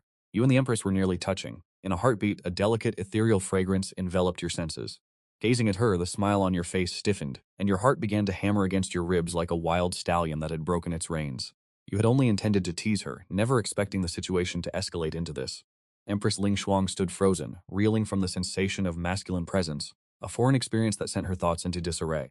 The afternoon sun was not overly warm, yet a gentle breeze stirred the surface of the pond, blowing Empress Ling Shuang's hair. As the stray strands brushed against your face, you felt a ticklish, restless sensation. The moment seemed frozen in time. Between heaven and earth, it felt as though only the two of you remained. Because of the extreme proximity, you could even feel the frantic, heavy rhythm of Empress Ling Shuang's heart. What should I do now? Hearing your inner voice, the Empress finally snapped back to reality. She stumbled backward and turned away. The embarrassment on her face had never been so intense. She took several deep breaths, but could not calm her surging, chaotic spirit. What have I just done? How did it come to this? That lecherous scoundrel would have no face left to show anyone after this. It is nothing. Nothing has happened. It was merely an accident. Empress Ling Kang was in a state of inner turmoil, frantically attempting to console herself. Sensing your own embarrassment, you stole a glance at Empress Ling Kang and spoke slowly. "Well, I shall go and prepare our meal." You turned away immediately, washing the fish before placing it upon the cutting board. Before you could even bring the knife down, a voice suddenly echoed from outside the thatched cottage. "Pardon me, senior brother, but is Empress Ling Kang here?" You looked up to see a female disciple standing at the entrance. She possessed a full, graceful figure, and while her appearance was not exactly world-toppling, she held a certain purity, reminiscent of the girl next door, gentle and fragile, and naturally prone to inciting affection. A shy expression graced her features as she spoke with great caution, as if terrified of committing some grievous error. Before you could even offer a response, Empress Ling Kang drifted forward effortlessly, casting a cold, indifferent glance at the disciple, having already resumed her former posture of unreachable majesty. Witnessing this, you could not help but click your tongue. The transformation was far too abrupt. She had been blushing in shame only moments ago, and you had to admit that only made her all the more captivating. Upon hearing your thoughts, Empress Ling Kang felt a surge of both shame and indignation. This lecherous scoundrel. Yet, in the presence of the young disciple, she could not reveal her true feelings and was forced to maintain her high and mighty facade. The disciple at the door had not expected to actually encounter the Empress, and, both surprised and overjoyed, she quickly offered a respectful bow. "Disciple Bai Yue has come specifically to pay respects to Empress Ling Kang. I humbly hope you might accept me as your apprentice." Hearing this, Empress Ling Kang frowned slightly, but instead of answering, she asked, "How did you know I was here in the back mountain?" Standing before the Empress, Bai Yue appeared incredibly nervous. After all, there was no one left in the sect who did not know of the Empress's residence in the back mountain. She stole a cautious glance at the Empress before adding, "together with senior brother Li Yan." At those words, Empress Ling Kang's complexion turned unsightly. What did she mean, together with Li Yan? Did it sound as if the two of them shared some unspeakable secret? Her pristine reputation had been utterly tarnished by this lecherous scoundrel. Deep in these thoughts, she glared at you, leaving you instantly irritated. "Why is this old woman glaring at me? I certainly didn't invite you here. If anything, I hoped you wouldn't come to disturb me. You ran here yourself. How can you blame me now?" Empress Ling Kang ignored you, turning back to Bai Yue to say, "I have no intention of taking on an apprentice. You may return." Having said that, she turned away, offering no room for further negotiation. Hearing this, Bai Yue's eyes immediately turned red as tears trickled down her cheeks, her pitiful appearance enough to stir anyone's sympathy. You watch this, shaking your head with a sigh. This old woman truly has no eye for talent. A peerless genius comes knocking at her door and she refuses. If the innate profound body is properly cultivated, their future will be limitless. It is a true waste.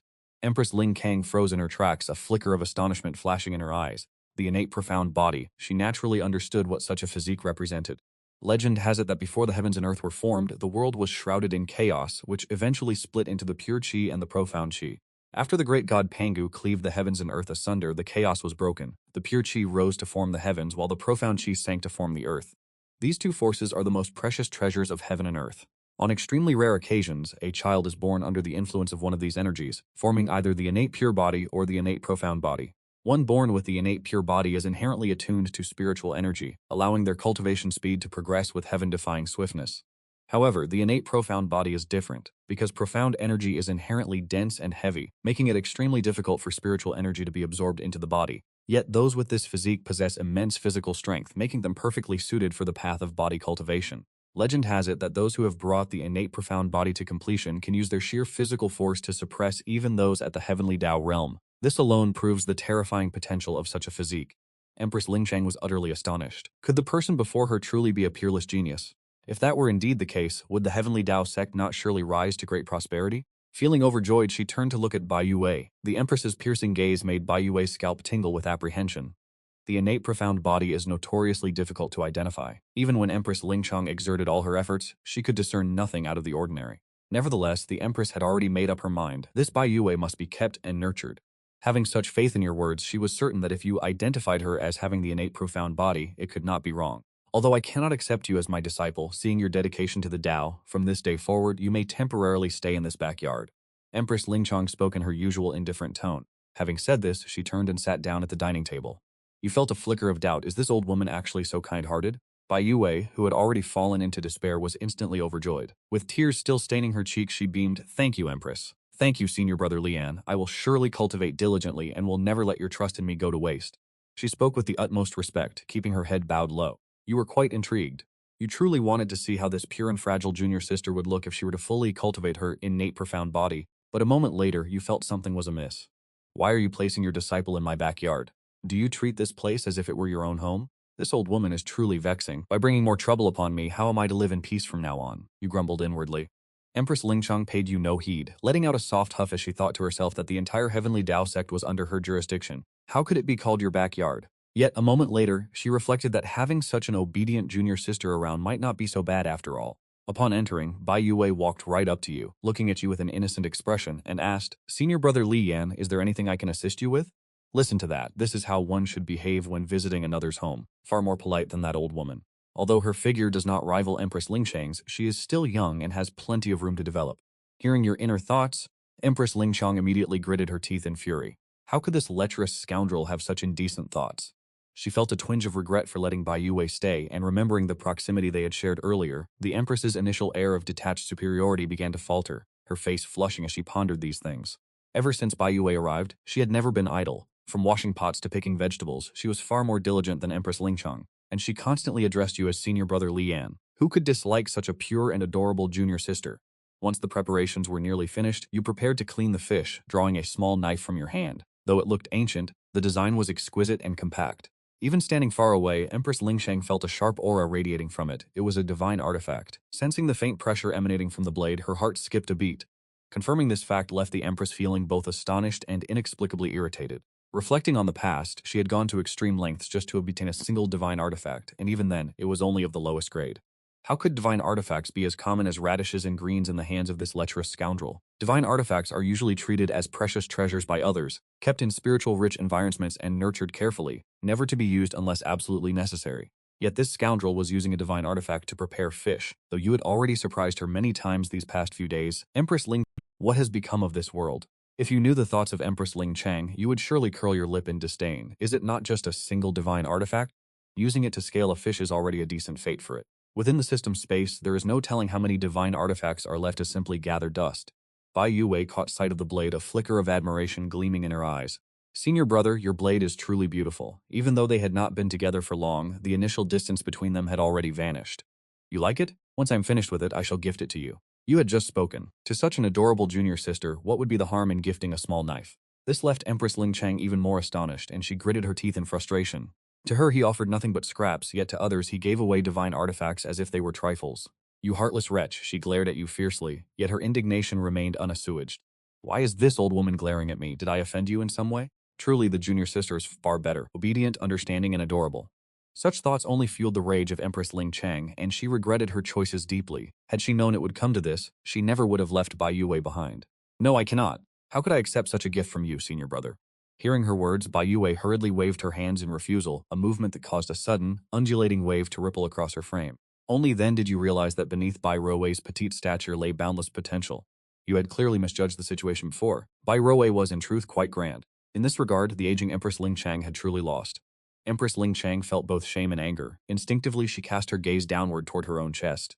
"I am not small either," Empress Ling Chang muttered, sounding as though she were sulking. Once said, a crimson blush spread from her face all the way down to her neck. As a dignified empress, how could she have uttered such a shameless remark? It must have been the influence of a shameless man such as yourself. She stole a glance in your direction, and seeing that you were still engrossed in conversation with Bai Ruowei, Empress Ling Shang felt both a sense of relief and a lingering trace of disappointment. Could it be that I am truly inferior to her? Seeing Bai Yui's refusal, you spoke up again. Is it not just a broken knife? Consider it a greeting gift from your senior brother. To speak in such a manner is a significant step forward. Standing to the side and hearing this, Empress Ling Chang could only wish to slap you a few times. This is a divine artifact, yet you refer to it as a broken knife. If such an item is merely a broken knife, then would all other armaments not be reduced to mere trash? Her heart seethed with frustration. Truly, comparing one person to another only invites spite. Witnessing this, Bai Yue hesitated for a moment before finally nodding. Then I thank you, senior brother. If in the future there is anything you require of me, Yue will certainly not refuse. She spoke this promise with the utmost sincerity. Bai Yue naturally remained unaware that this seemingly mundane small blade was in fact a divine artifact possessing its own spirit. As she was only at the initial stage of the mortal martial realm, she could not possibly perceive the true power of such an object. You nodded in satisfaction, knowing that you would certainly find many uses for her in the future. As you spoke, your gaze inadvertently swept over Bai Yue's ample chest. Noticing your eyes, a flicker of shyness appeared on her pure, delicate face. Recalling your words, Bai Yue thought to herself, senior brother is truly wicked, but shaking off the distraction, you began to focus on preparing the fish, first removing it from the basin before driving the small blade down with precision to end its life, then scaling it and gutting the remains. Your movements were decisive and clean, carrying a distinct, violent beauty. Before long, the fish was fully prepared. Bai Yue stood nearby, watching with wide, curious eyes that held an unusual glint. She slowly opened her lips to murmur, "How exhilarating," as you held the creature in place. Looking back at Bai Yue, you noticed that same spark of excitement flashing within her eyes. Could it be that this little junior sister possesses a penchant for violence? Truly, one cannot judge a book by its cover. Beneath her pure appearance lies a provocative figure. Without realizing it, you began to wander down that train of thought, though you were largely certain that Bai Yue indeed harbored some latent aggressive tendencies. This was perhaps understandable, as her innate physique inherently followed a path of brute force. It was simply the case that Bai Yue's exceedingly pure, innocent countenance made such a nature difficult for others to reconcile. Empress Ling Chang, listening to your inner thoughts from behind, cursed you as a lecher more times than she could count. Afterward, you walked over to the stove and began to heat the oil. Soon a platter of fragrant braised fish, perfect in color, aroma, and taste, was served upon the table. "Little junior sister, come and eat," you called out to Bai Yue. Yet she seemed not to hear you, remaining rooted to the spot without moving. You called out a few more times before she slowly made her way toward you. However, Bai Yue did not sit down immediately. Instead, she stood beside the table with a look of apprehension, saying, "The master and the senior brother shall dine. Yue does not dare to join the table." Seeing her pitiful state, you could not help but soften.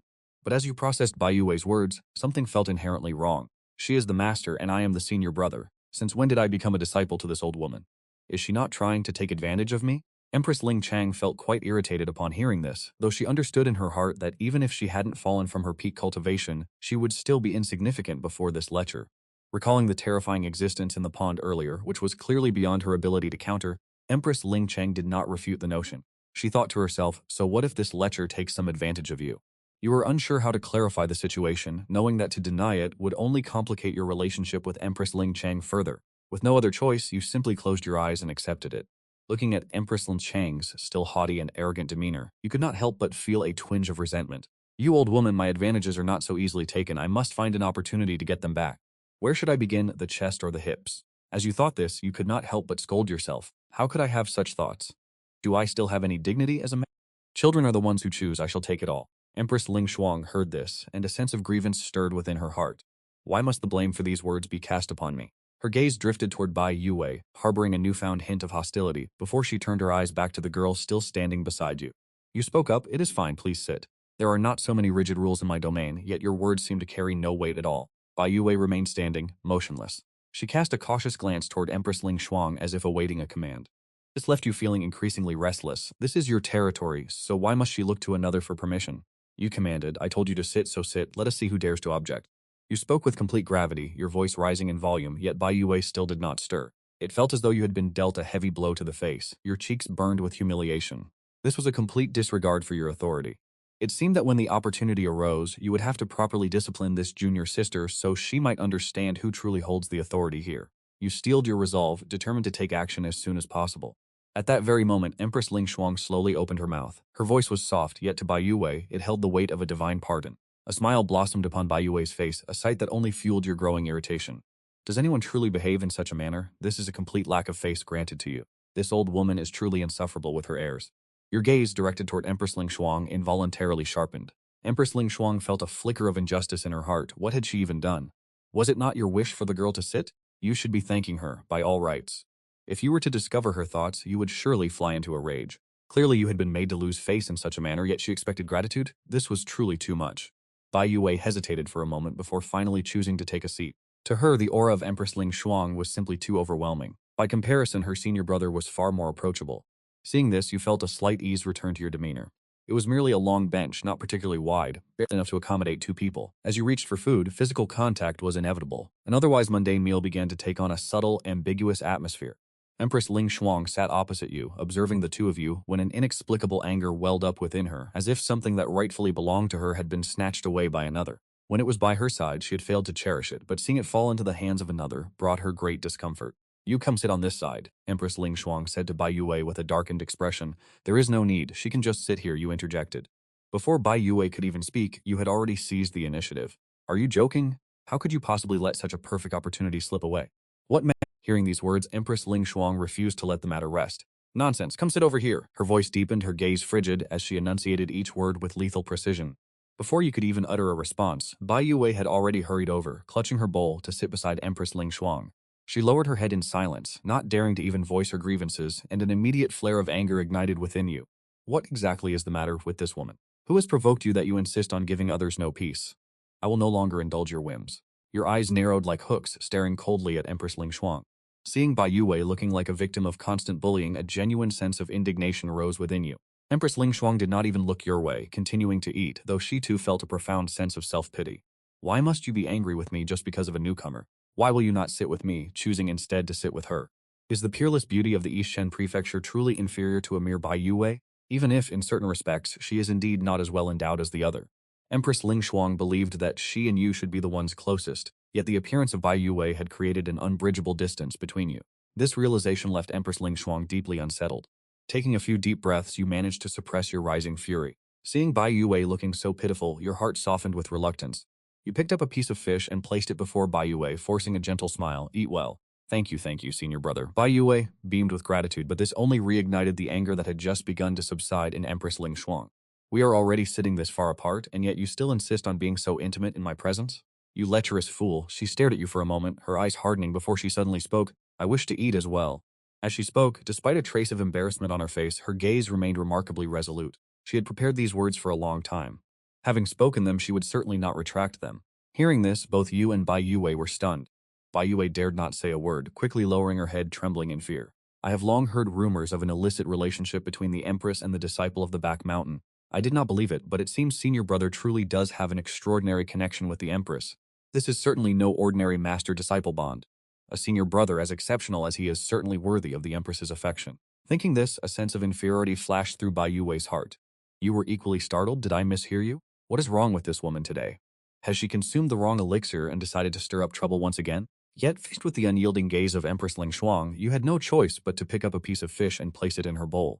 But Empress Ling Shuang remained unsatisfied. I want to eat that piece too. At this moment, she no longer possessed a shred of her high and mighty demeanor, appearing merely as a tearful young maiden.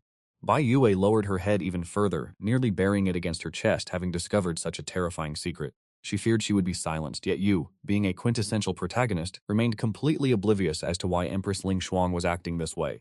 This old woman is still making things difficult for me. Does she truly think I am so easily bullied? My dignity is not to be slighted by anyone. She is merely an empress, and at worst I shall suppress her. Upon this thought, your gaze suddenly sharpened, and your aura shifted accordingly. Although you remained seated, you appeared as if standing between heaven and earth, shoulders brushing the clouds, feet firmly planted upon the ground.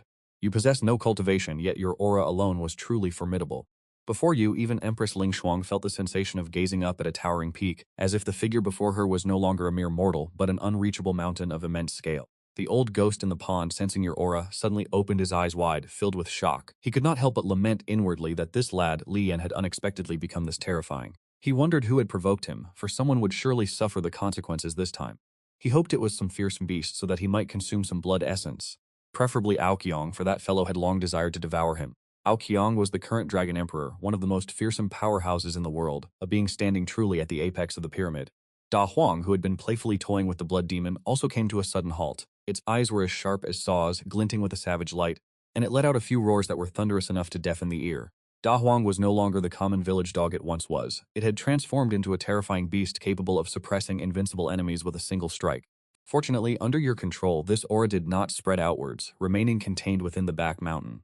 Had it leaked, it would have been enough to shake the entire Eastern Divine Continent and perhaps even draw the attention of the whole world towards you. Empress Ling Shuang's eyes were now filled with profound astonishment. This was the first time she had felt such overwhelming pressure.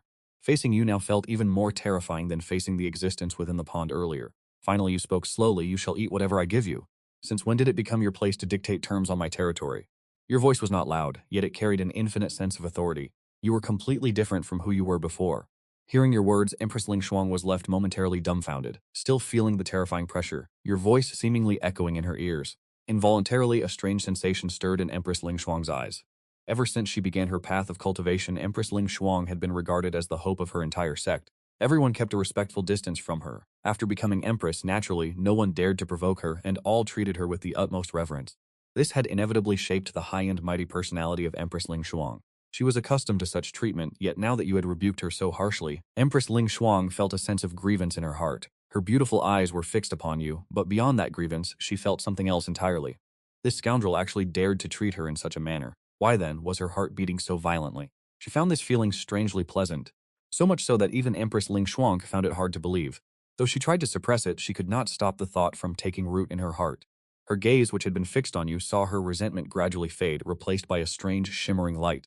Then Empress Ling Shuang opened her lips. "Fine, I will eat it," she said, caught between excitement and shyness. Her current state was truly unfathomable. Seeing Empress Ling Shuang yield so easily and in such a manner, the anger in your heart instantly vanished, and the aura that seemed capable of piercing the sky began to dissipate.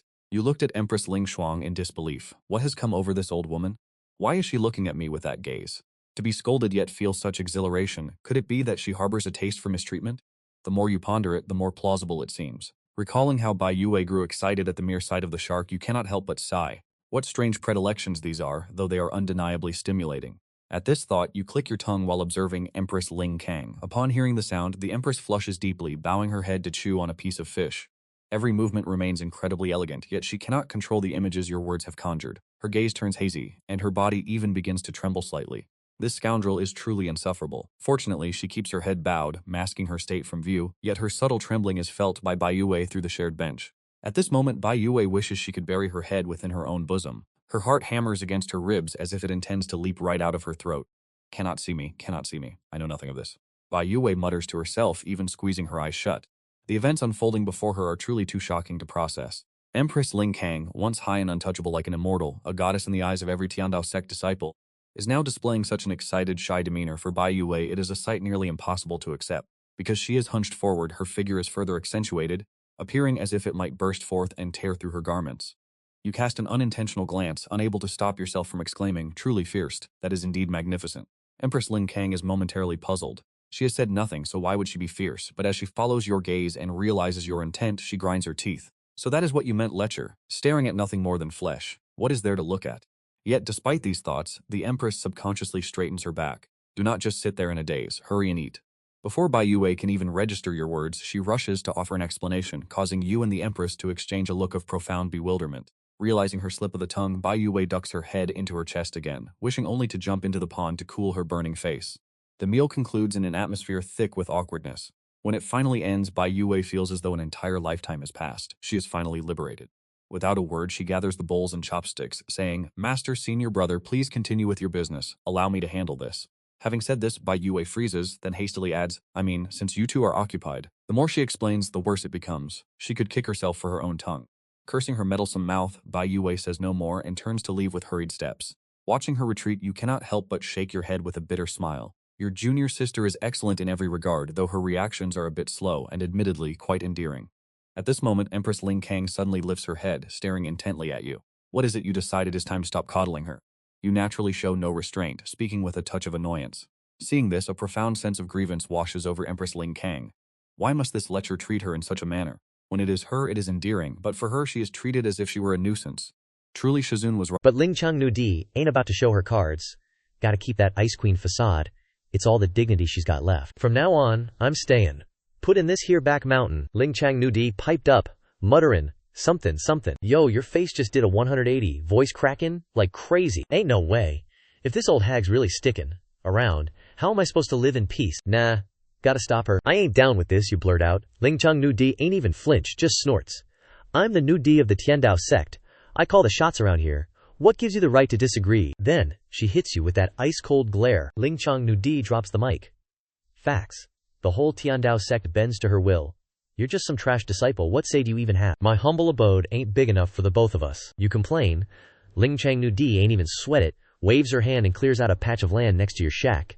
Then pulls out some spatial artifact and bam, instant upgrade, surrounded by greenery, super elegant, way fancier than your trash hut. This old bat came prepared. You're fishin' for a decent excuse. But before you can even open your mouth, Ling Changnu Di's already turned tail and left. No choice but to grit your teeth and deal. Just like that, you got a new neighbor out of nowhere? Lucky for you, got a cute junior sister, guess it ain't all bad. Ling Changnu Di. More like buy one get one free. Hearing this, Ling Changnu Di's eyes turned icy, chest heaving, straight up fuming. Bojo, I'm a new and die, I ain't taking this disrespect. Not on my watch, you ain't getting away with that. After Ling Changnu Di took notice, she calls out, Wei, get over here. Hearing this, you grind your teeth. This old hag's totally messin' with me on purpose. Hearing Ling Changnu Di's call, Bai Yue rushes out from the kitchen, hands still wet. Ain't got time to dawdle. As she hurries past you, she chirps, Shixong, see ya. Before you can even say anything, Bai Yue's already out the door. In a blink, you're the only one left in the shack. Dai Huang's nowhere to be seen either. Vanished without a trace. Right now, Shui Mo and Da Huang are chillin' on the back hillside. Shui Mo straight up bugged out at that monstrous aura Da Huang just unleashed. Could this mutt actually be some legendary beast? The more he thinks about it, the more it tracks. One man ascends to godhood, even his pets get a boost. A monster like Li Yan gotta have a monstrous dog at his side, right? Check in. Out Da Huang's goofy mug. Shui Mo's eyes gleam with gold. Skim in, hard, free punching bag like this. Gotta make the most of it. Fiery sunset paints the sky, lookin' like it's on fire. As twilight fades, a vast nightscape slowly unfolds overhead, decked out with stars. Nothing to do and not even sleepy.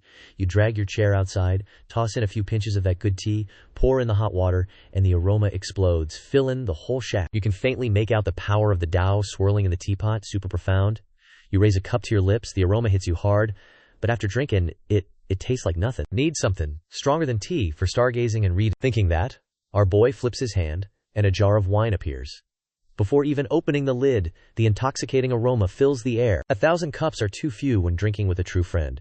But right now, there's no one to drink with. He pours a cup and downs it in one go. The intense, spicy flavor explodes in his mouth, burning his throat. Now that's what I call an aftertaste. At this moment, he feels like he's raising a toast to the bright moon. Back when Dai Huang was home, he could at least drink a few cups with him. But ever since he befriended the blood demon, Dai Huang's been home less and less. I wonder what that dumb dog is up to. Thinking this, he pours another cup. Little does he know, Da Huang is currently following the blood demon, speeding towards the Tai sect. Suddenly, he hears a commotion outside and releases his divine sense. Turns out, Bai Yue is practicing her swordsmanship. She pours spiritual energy into her hand, and the long sword dances with her wrist. Her swordplay has reached the level of masterful skill. Bai Yue is extremely strict with herself. Any imperfect movement must be practiced countless times until it reaches perfection. But even so, our MC isn't satisfied with Bai Yue's swordsmanship. If this was the mortal world, her swordsmanship might be considered top tier. But this is immortal cultivation. Immortals seek the intent, not the form. The main focus should be on cultivating sword intent, not individual moves. Like when facing Wutong Zhenren before, Ling Changnu Di only needed overwhelming sword intent to obliterate him. Bai Yue has been practicing for so long, but she doesn't have even a hint of sword intent. But that's not surprising. Since she has a congenital blocked meridian physique, she's naturally not good at understanding the sword intent of the great Tao. Bai Yue swings the long sword wildly, and soon she's drenched in sweat. Finally, she stops, panting heavily, her clothes soaked with sweat and clinging to her body, outlining her perfect figure. Gotta say, Bai Yue really does have the face of an angel and the body of a devil. But at this moment, disappointment is written all over her face. Could it be that my talent is really that bad? She's been practicing this sword set for 3 years, thousands upon thousands of times, and still hasn't sensed the so-called sword intent. A wave of bitterness rises in her nose, and tears begin to well up in her eyes. That's not how you practice swordsmanship. Bai Yue suddenly hears a voice and looks up. Our MC doesn't know when he appeared in front of the grass hut. Senior brother, did I disturb your rest? Quickly composing herself, Bai Yue awkwardly speaks. Although she forces a smile, the redness in her eyes can't be concealed. Seeing this, our boy can't help but feel a little sorry for her, and decides to give her some pointers. After all, she is the congenital blocked meridian physique. If she awakens it, it will definitely be terrifying. It's nothing. It's still early. The nightlife is just getting started. Hearing what he said, even though she doesn't understand what the nightlife actually means, Bai Yue still nods in agreement. Just now, senior brother, you said the way I practice swordsmanship is wrong. Bai Yue is a little doubtful. In the entire Tiandao sect, even the Deng Shen Zhao cultivation world, the first step to becoming a sword cultivator is to comprehend sword intent, and the best way to comprehend sword intent is to practice swordsmanship. How could it be wrong? It is completely wrong, our MC says bluntly. This method of comprehending sword intent might be fine for others, but it's not right for Bai Yue. This is the congenital blocked meridian physique, a domineering physique, born of heaven, so how can she practice in such a flowery way? Just do as I say and practice again. Our MC speaks.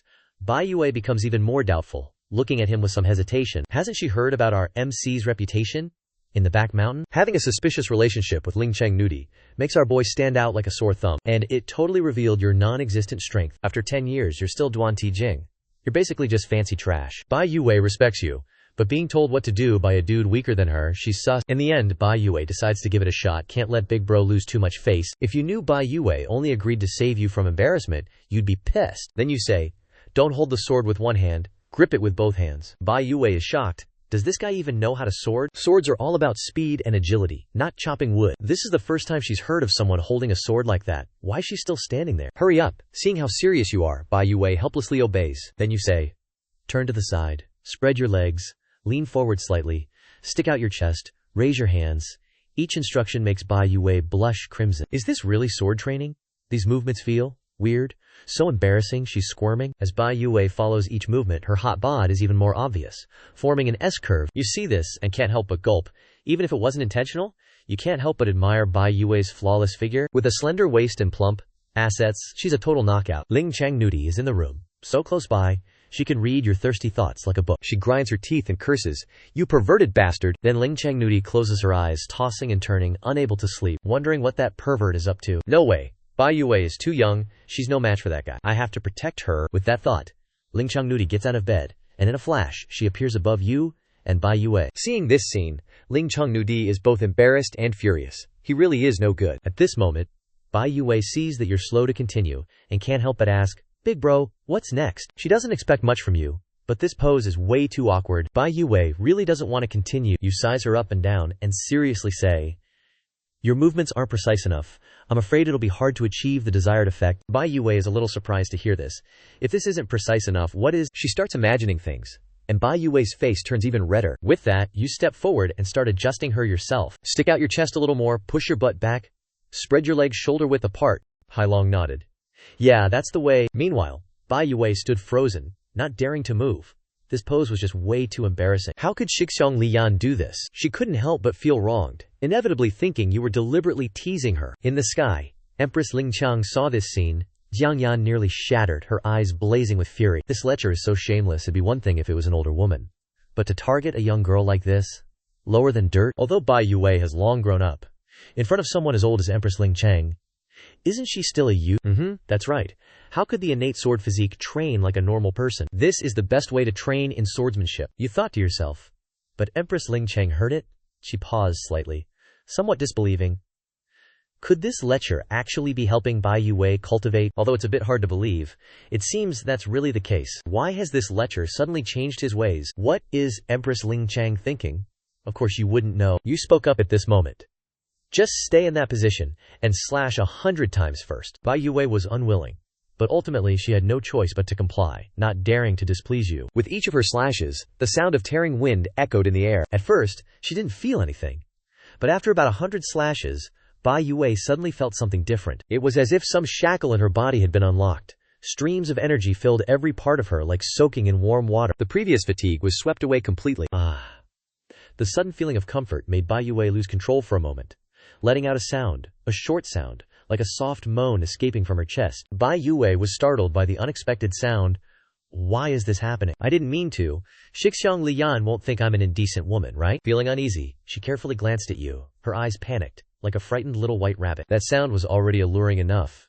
And with that look, you almost broke your composure. This little shime is too captivating. Who could resist this late at night? Isn't she deliberately tempting someone to sin? At this moment, Bai Yue was drenched in sweat, as if she had just stepped out of a sauna. The blue clothes on her body were soaked, clinging tightly to her body, her snow-white skin peeking through. Sweat dripped from her face down her neck, flowing lower. Even the sweat couldn't resist the allure. Suddenly, your eyes widened, almost popping out. What am I seeing? Is this really training swords? Being caught off guard, the implicit is truly deadly. At this moment, Empress Lingchang understood your intention. Witnessing it firsthand, she seemed to feel the same, and a layer of blush rose on her face, so shameless. After a long while, you finally regained your composure, turning your face away and saying, "Keep practicing." Bai Yue was completely unaware of her own embarrassment. It was rare to make progress in sword practice. She certainly didn't want to stop. Bai Yue no longer had any doubts about you, and even felt a sense of guilt in her heart. Shixiang Liyan is so good to me, and I even doubted him. I really shouldn't have. Yo, our boy's image in Bai Yue's heart is leveling up like crazy right now. Bai Yue chills out and gets back to swinging that sword. After feeling the effects, she's grinding harder than ever, pushing her limits to the absolute max. Every swing is like a tidal wave. This is some serious eye candy, I can't even lie. Even Empress Lingchang is impressed, realizing she's got some catching up to do. With each swing, Bai Yue's aura evolves, like a total beast mode waiting to be unleashed. Her swordplay is becoming less about the sword itself, and more about raw power. You're nodding like, yep. The Xiantian Chuo physique is all about that untamed power. Who needs finesse anyway? Bai Yue's face is serious, totally lost in the swing. Empress Lingchang feels the change too, sensing a dangerous vibe from Bai Yue. 300 million swings, 400 million swings, she's getting stronger and smoother by the second. Finally, the sword's just a blunt weapon in Bai Yue's hands. No sharp edge, just pure, unadulterated force. Bai Yue's body feels like a primordial beast is about to break free. The Xiantian Chuo physique at its peak is like a wild animal, capable of tearing dragons and phoenixes apart with its bare hands. Eventually, even the world bends to Bai Yue's will. The air getting heavy. In the pool, the Dai Dao Tianmo Xuanwu opens his eyes, staring with utter shock. Another terrifying physique, after all these millennia. Remembering the past, Old Turtle is shook and nostalgic. Those old geezers have a new rival now. Bai Yue is still swinging. Number 498, 499, 500. A massive explosion rocks the world. Something inside Bai Yue breaks loose, unleashing an insane wave of power. A raging storm erupts like a thunderclap. Bai Yue's still lost in the zone, but her aura's gone through a massive glow-up. You can literally see threads of Dao energy swirling around her. They might be thin, but they're enough to scare anyone. Empress Lingchang is shooketh, straight up saying, "This is the legendary Xiantian Chuo physique. It's really that OP." You're not surprised. This was all according to Keikaku. You tailored the swings and training just for Bai Yue's potential. Bai Yue's only scratched the surface of the Xiantian Chuo physique. Not even considered entry-level, let alone mastered it. You've basically opened a door for Bai Yue. She's got a long grind ahead. As the last bit of energy fades, Bai Yue feels lighter than ever, her eyes gleaming with excitement. "I did it! I freaking did it!" she shouts, joy mixed with a little bitterness. After years of being labeled trash, while others grasped sword intent in 3 days, she toiled for a year without a single breakthrough. Bai Yue wondered if she had tried less than everyone else. She refused to give up, persevering out of sheer willpower. Lifting her head and seeing you, Bai Yue can't hold back the tears anymore. They flood down her face. Bai Yue dashes forward, leaving a trail of tears. To your utter surprise, she jumps straight into your arms. "Wah, thank you, Shixiang. Wah, I'm so happy." Laughing and crying, Bai Yue can't even form a coherent sentence. You're hit with a wave of girly scent and softness. You're actually a little stunned. This was way too sudden. I wasn't prepared for this. What do I even do right now? So comfy. And of course, our boy's hands ain't idle either. One hand wraps around Bai Yue's slender waist. The other gently strokes her head, all tenderness and affection. Wait, is this NTR? Up above, Lingchang Nudi witnesses this scene. Her face colder than ice, teeth grinding. This pervert, this lecherous dog, lower than even a beast. She takes deep breaths, barely holding back from blasting him into oblivion. This is beyond awkward. Bai Yue sobs. "Shixiang, I still want to practice swords with you. Almost dropped my jaw at the first half. That open already, gotta keep your word." But then she finishes the sentence, and our boy's kinda bummed.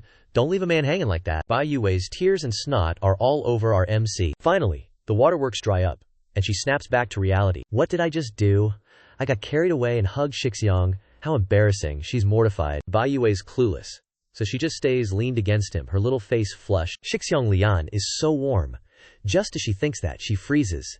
That hand on her waist, it moved a little. Shixiang, what are you doing? Why is it going lower? Bai Yue's face is crimson now. She scrambles out of his arms, looking at him with shy reproach. Damn, she's alluring. Feeling better now, our boy stammers. Not knowing what else to say, just trying to fill the silence. That just makes Bai Yue even more embarrassed. She nods softly. Then, a long, awkward silence. Finally, our boy breaks the ice. I have a suggestion. Shixiang, please tell me. Bai Yue's all ears. She finally understands how OP this guy is. There's no way he's just a normal Duanti disciple. A few words, and she's improved this much. He even stole Lingchang Nudi's heart. How could he just be a normal Duanti disciple? Maybe, swords aren't your thing, you suggest. Bai Yue nods slightly. She doesn't want to admit it, but she really doesn't have a knack for swordplay. What she was doing earlier could barely be called swordsmanship. Then what does Shixiang think I should use? You, Bai Yue asks, attitude respectful. You seem more like a teacher than Lingchang Nudi. Da bang. You slowly utter the two words, resolute and nonchalant. Da bang. Hearing those two words, Bai Yue, who had just calmed down, blushes again. She bites her lip, eyes wavering, like she's making a difficult decision. Suddenly she looks up, the shyness unable to hide the determination in her eyes. I agree, Bai Yue says with difficulty, feeling like she's been drained of all strength. Then, she closes her eyes, ready for anything. Alright, you nod. From your system space, you pull out a massive, over 1 meter long, jet black wolf fang club, engraved with mystical patterns, exuding an ancient weathered aura, a top-grade divine artifact. In the air, Lingchang Nudi senses the wolf fang club's aura, and gasps. How does this pervert have so many divine artifacts? Divine artifacts that others struggle their whole lives for, and he just gives them away like they're nothing. Besides shock, Lingchang Nudi feels a sense of injustice. I knew you first. Why are you so nice to her? She glances at you. You want to try the big stick in my hand? Hailong nodded. The size was just right, then handed it to Bai Yue. Feeling something being handed over, Bai Yue's heart pounded. Extremely nervous, her eyes closed even tighter. Gathering all her courage, she carefully touched it. Immediately so frightened that her soul flew away. Her small mouth slightly opened, and she marveled at how big it was, gently stroking it. Feeling this sensation, Bai Yue felt a little confused, couldn't help but wonder, Shixiang, why is this big stick different from what's said in legends? As she thought, Bai Yue's breathing became more rapid. Seeing her like this, you were also a little puzzled. What's going on? Why are her eyes closed? This junior sister has never been quick-witted. Could she have cultivated some kind of problem? What should I do now? You hesitated for a long time before speaking, afraid of saying something wrong. I've already taken it out, you can open your eyes. Bai Yue initially planned to peek, but hearing you say that, she immediately dismissed the idea. You already took it out, why did Shixiang say it so directly? Even with her eyes closed, the embarrassment on Bai Yue's face couldn't be hidden. Fortunately, it was nighttime, so this expression wasn't too obvious. Seeing that Bai Yue still hadn't reacted, you were even more confused. I just gave you a weapon, what's with the reaction? Lingchang Nudi in the sky was still angry, so shameless. She didn't even want it, yet you kept shoving it into her hands. Did you really think your big stick was something so great? At this moment, she was exactly like someone who couldn't eat grapes, saying they were sour. What's wrong with this Bai Yue after all? Why is she just like that Lingchang Nudi? Sure enough, people say that big chests mean small brains. Lingchang Nudi heard this, and in her eyes, there was both shyness and a bit of excitement. You pervert. But that big chest description is spot on. Thinking this, Lingchang Nudi puffed out her full chest, and a hint of pride appeared on her face. Perhaps Lingchang Nudi herself didn't realize that since Bai Yue appeared, her feelings towards you had changed a lot. I said you can open your eyes now. You finally couldn't help but speak. Your tone a bit impatient, not very kind. You just told her to use the big stick. Why was it so difficult? Bai Yue heard this, bit her lip slightly, her face both shy and hesitant. Truly enchanting. She secretly made a decision, thinking to herself, if Shixiang likes it, I'm willing to agree. Having made up her mind, Bai Yue didn't hesitate anymore. Her eyelashes fluttered slightly. Then she slowly opened her eyes, clear as two springs, without any impurities, and looked down at you. Bai Yue was a bit puzzled, turned her head, and saw the dark, ancient wolf fang club beside her. At this moment, how could Bai Yue not understand what was going on? Her face, already red, was like being burned by fire. Her heart was thumping, completely uncontrollable, truly like the saying of deer running wild. Remembering her earlier thoughts, Bai Yue just wanted to find a hole to crawl into. So Shixiang was talking about this big shtick. She totally misunderstood him. Shixiang is so good, and she thought of him so evilly, she shouldn't have. So embarrassing. Why'd she even think that? This absolute unit, in Bai Yue's eyes, was now the epitome of moral character, a true gentleman. After realizing the truth, Bai Yue felt a bit of relief, but also a little disappointed. Hurry and try holding it, you dragged Bai Yue back from her thoughts. She softly replied. Bai Yue nodded vigorously, and unsurprisingly, another tsunami hit. This alluring scene almost paralyzed you. This little lass, why does it feel like she's deliberately seducing you? All that pale white stuff swaying before your eyes. Who could resist? He really couldn't hold back. If Bai Yue knew that she had just elevated you to the level of a gentleman who wouldn't be moved by her presence, she'd definitely feel wronged. FCK, gotta give a bro a chance, right? Not being moved by her presence. You definitely can't do that. But with your cultivation, being moved while she's present might be doable. Bai Yue held the big stick in her hand, and couldn't help but recall her earlier exclamation. So big, so embarrassing. She quickly calmed her mind, preventing herself from thinking randomly anymore. Then, Bai Yue took a deep breath, and struck the pose you requested earlier. Seeing this blood-boiling scene, you couldn't help but inhale sharply. I only told you to try it out. No need to be so serious. Looking at Bai Yue's serious expression, and her prominent curves, you couldn't help but exclaim in your heart. Who wouldn't like such a diligent little shimei? At this moment in the sky, Ling Changnudi was like a volcano that could erupt at any time. Just a spark would cause her to explode completely. When that time comes, for sure the flames will reach the sky. Ling Yangnudi looked at the scene below, and constantly cursed in her heart. You lustful pervert, shameless beast. Finally, Bai Yue contentedly retracted her pose. The thin silk that had just dried was now soaked with sweat again. She stared at you, extremely excited, with a look of adoration on her face. Shixiang, I really like your big stick. Initially, Bai Yue thought that this wild and unruly thing could never compare to a longsword. But after holding it and using it, she realized that longswords are trash. This big stick is the most suitable for her, which you weren't surprised about. The Xiantian body is inherently suitable for the path of domineering force. Before, her physique hadn't been activated, so it's understandable that Bai Yue didn't feel it. Now that the power of the Xiantian physique has manifested, she will naturally have a special love for this type of weapon, with strong killing power. You have some doubts? That sounded a bit weird. You composed yourself, smiled and nodded. If you like it, then it's good. I'll give it to you, Bai. Yue wanted to refuse, but before she could open her mouth, you turned and walked away, stretching and yawning while saying, I'm really tired today. Bai Yue could only swallow the words she wanted to say, watching your back as her eyes flickered and the corners of her mouth finally curved into a smile. Shixiang is really a good person. I like Shixiang. But remembering the relationship between Ling Changnudi and you, Bai Yue began to hesitate, so she gritted her teeth and made up her mind. Fine.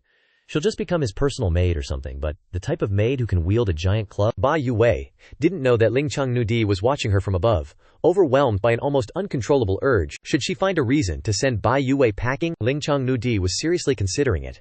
Every time she remembered Bai Yue and the scenes of her being with you, she felt a pang of jealousy and sadness. What right does that womanizer have to treat me like this? HMPH.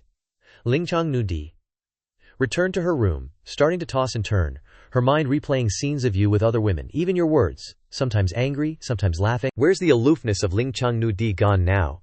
She really didn't expect to be this flustered over a guy. Bai Yue was still filled with joy. Only after your figure completely disappeared did she slowly return to her room. Hot water was already prepared.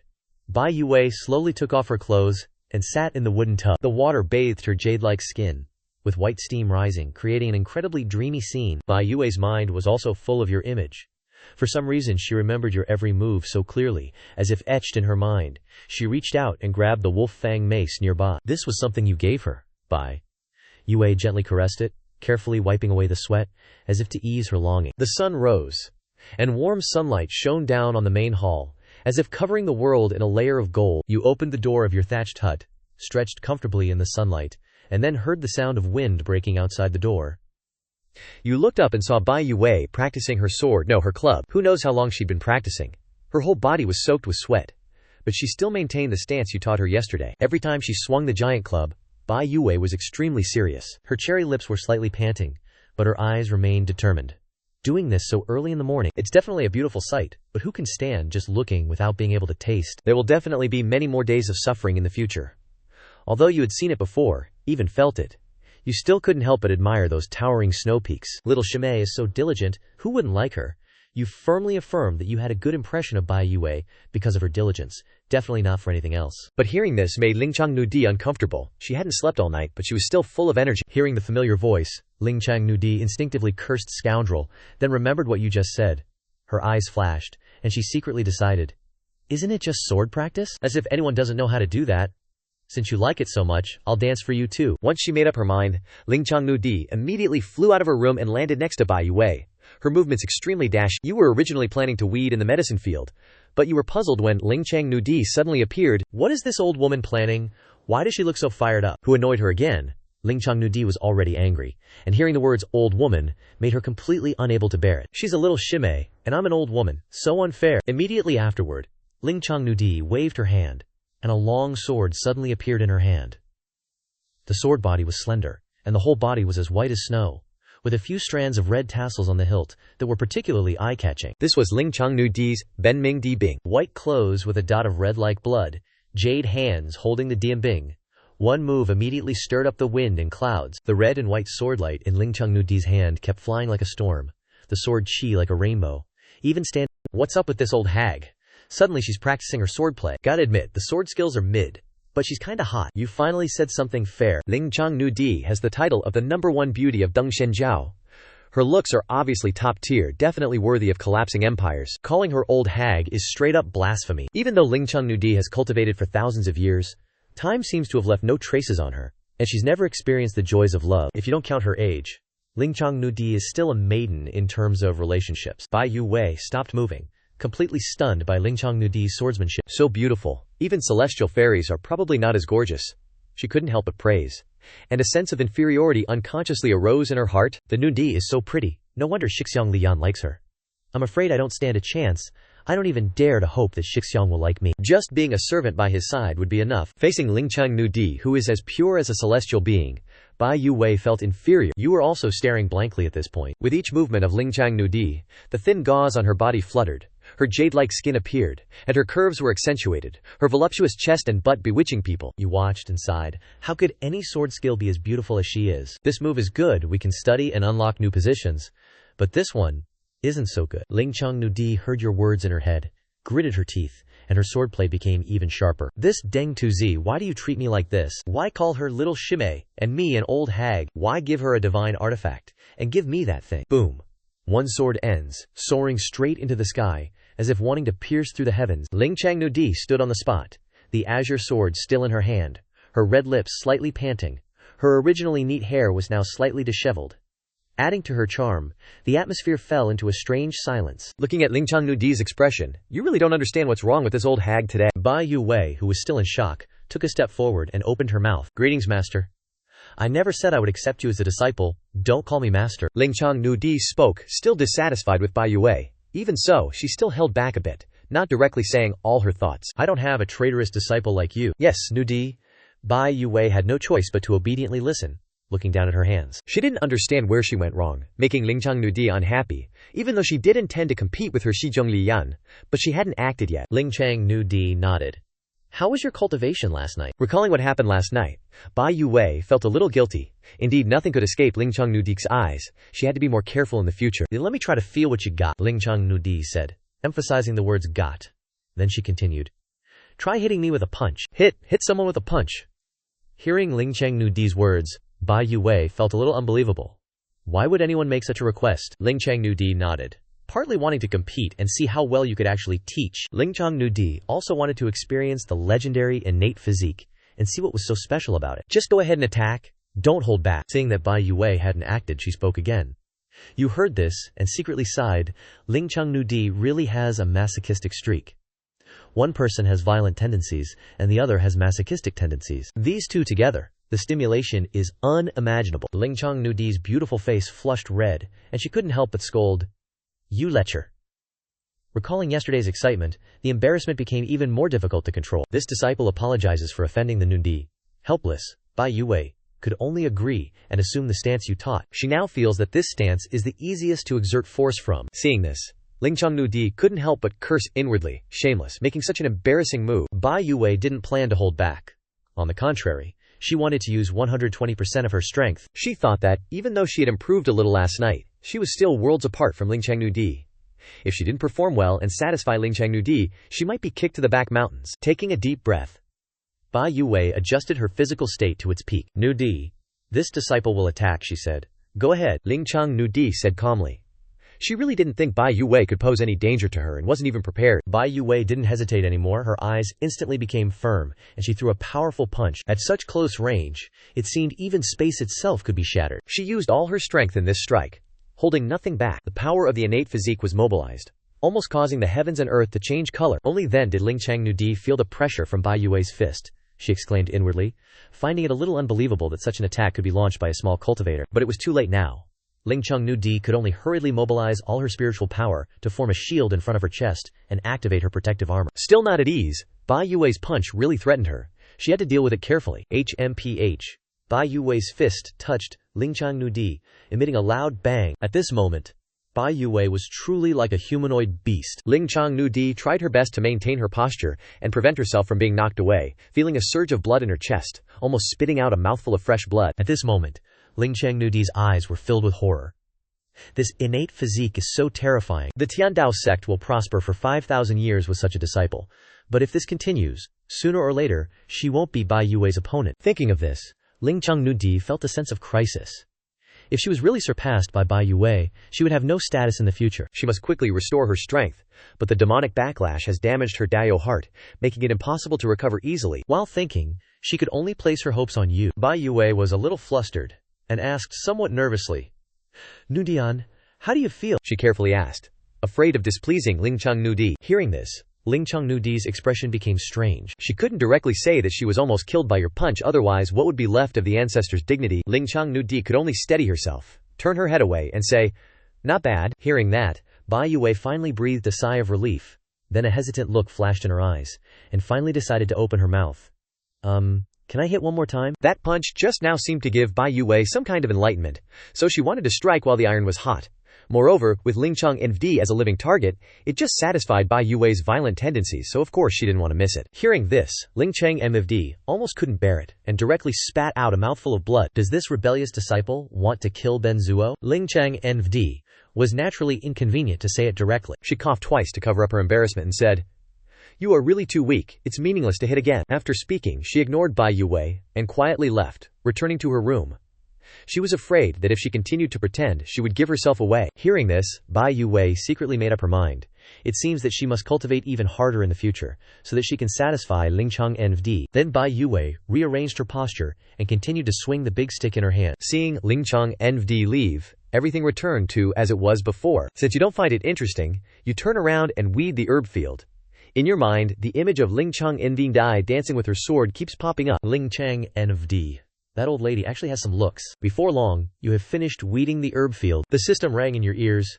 Congratulations to the host for completing today's task of weeding the herb field. Receiving the Qiankun Tiandi pill refining furnace as a reward, a look of joy flashed in your eyes. Over the years, what you've received has been weapons, armor, and the like, but this is the first time you've gotten a pill refining furnace. With a slight thought, you take the Qiankun Tiandi furnace out of the system space and place it on the open ground. This Qiankun Tiandi furnace is more than 3 meters tall, and even 2 people can't wrap their arms around it. Looking at its appearance, you are quite satisfied. You think to yourself, it seems that when you have time, you must quickly learn more about pill refining knowledge, and then you put the Qiankun Tiandi furnace back in, suddenly appearing such a big thing, it is really too eye-catching. After washing your hands, you enter the kitchen and start cooking. Unlike before, you now have to prepare food for 3 people. Without thinking, you know that Ling Changnu and Bai Yue will definitely come to freeload. Before long, the smell of rice spread, and the aroma could be smelled even from far away. Bai Yue walked slowly into the thatched hut with an embarrassed look. After practicing for so long, she was already starving, and now smelling the food, it was naturally difficult to hold back. She was still hesitating about what to say when you spoke first. "Come and eat." Bai Yue immediately smiled brightly and said clearly, "Thank you, Shixiong." But Ling Changnu hasn't come yet, so Bai Yue doesn't dare to sit at the table. Waiting for a long time, Ling Changnu still hasn't appeared. What's wrong with this old hag? She used to be very enthusiastic about eating. She just practiced her sword in the morning. Did she break her brain again? You can't help but mutter. Bai Yue took the initiative to call Ling Changnu, but only received a "don't eat." Seeing this, Ling Changnu is in no mood for food right now. She feels her qi and blood surging. To actually get injured by Bai Yue, even if she's weaker than before, and her Dao heart is damaged, logically, she shouldn't be hurt by a low-level cultivator. It's all because of that monstrous, innate physique. Inside the grass hut, you stare, jaw-dropped, at Bai Yue's eating speed. You barely managed a few bites, and she's already swallowed a whole bowl of porridge. Damn, she's fast. Seeing your weirded-out expression, Bai Yue explains sheepishly, "The rice cooked by Shixiong is really too delicious. I can't control myself. This is normal. My innate physique is very overbearing and consumes a lot of energy to maintain adequate Q and blood. You chuckle, saying there's more in the pot. Even though she feels a little shy, she's seriously hungry. Bai Yuwei's face turns red as she scoops a second bowl, then a third. Then her face isn't red anymore, just slightly embarrassed as she scoops a fourth, then completely unfazed as she scoops a fifth. Only then does Bai Yuwei look at you with satisfaction. You haven't even finished one bowl. Looking at her, you can't help but feel troubled. She eats way too much. Even with an innate physique, she shouldn't eat this much. Who can afford to feed her? After the two of you finish eating, Bai Yuwei proactively washes the pots and dishes, tidying everything up neatly. You prepare to head to the Tiandao sect to report the completion of your mountain cleaning duty, which is mandatory every day. After hearing about this, Bai Yuwei wants to go with you. Initially, you don't want to agree, but you can't stand her persistence. Bai Yuwei pleads repeatedly. Shixiang, please take me with you. I promise I absolutely won't cause you any trouble. I'll do whatever you say. Using a whiny tone, Bai Yuwei unconsciously steps closer. Seeing this, you can't help but gulp. The distance between the two of you is already very close.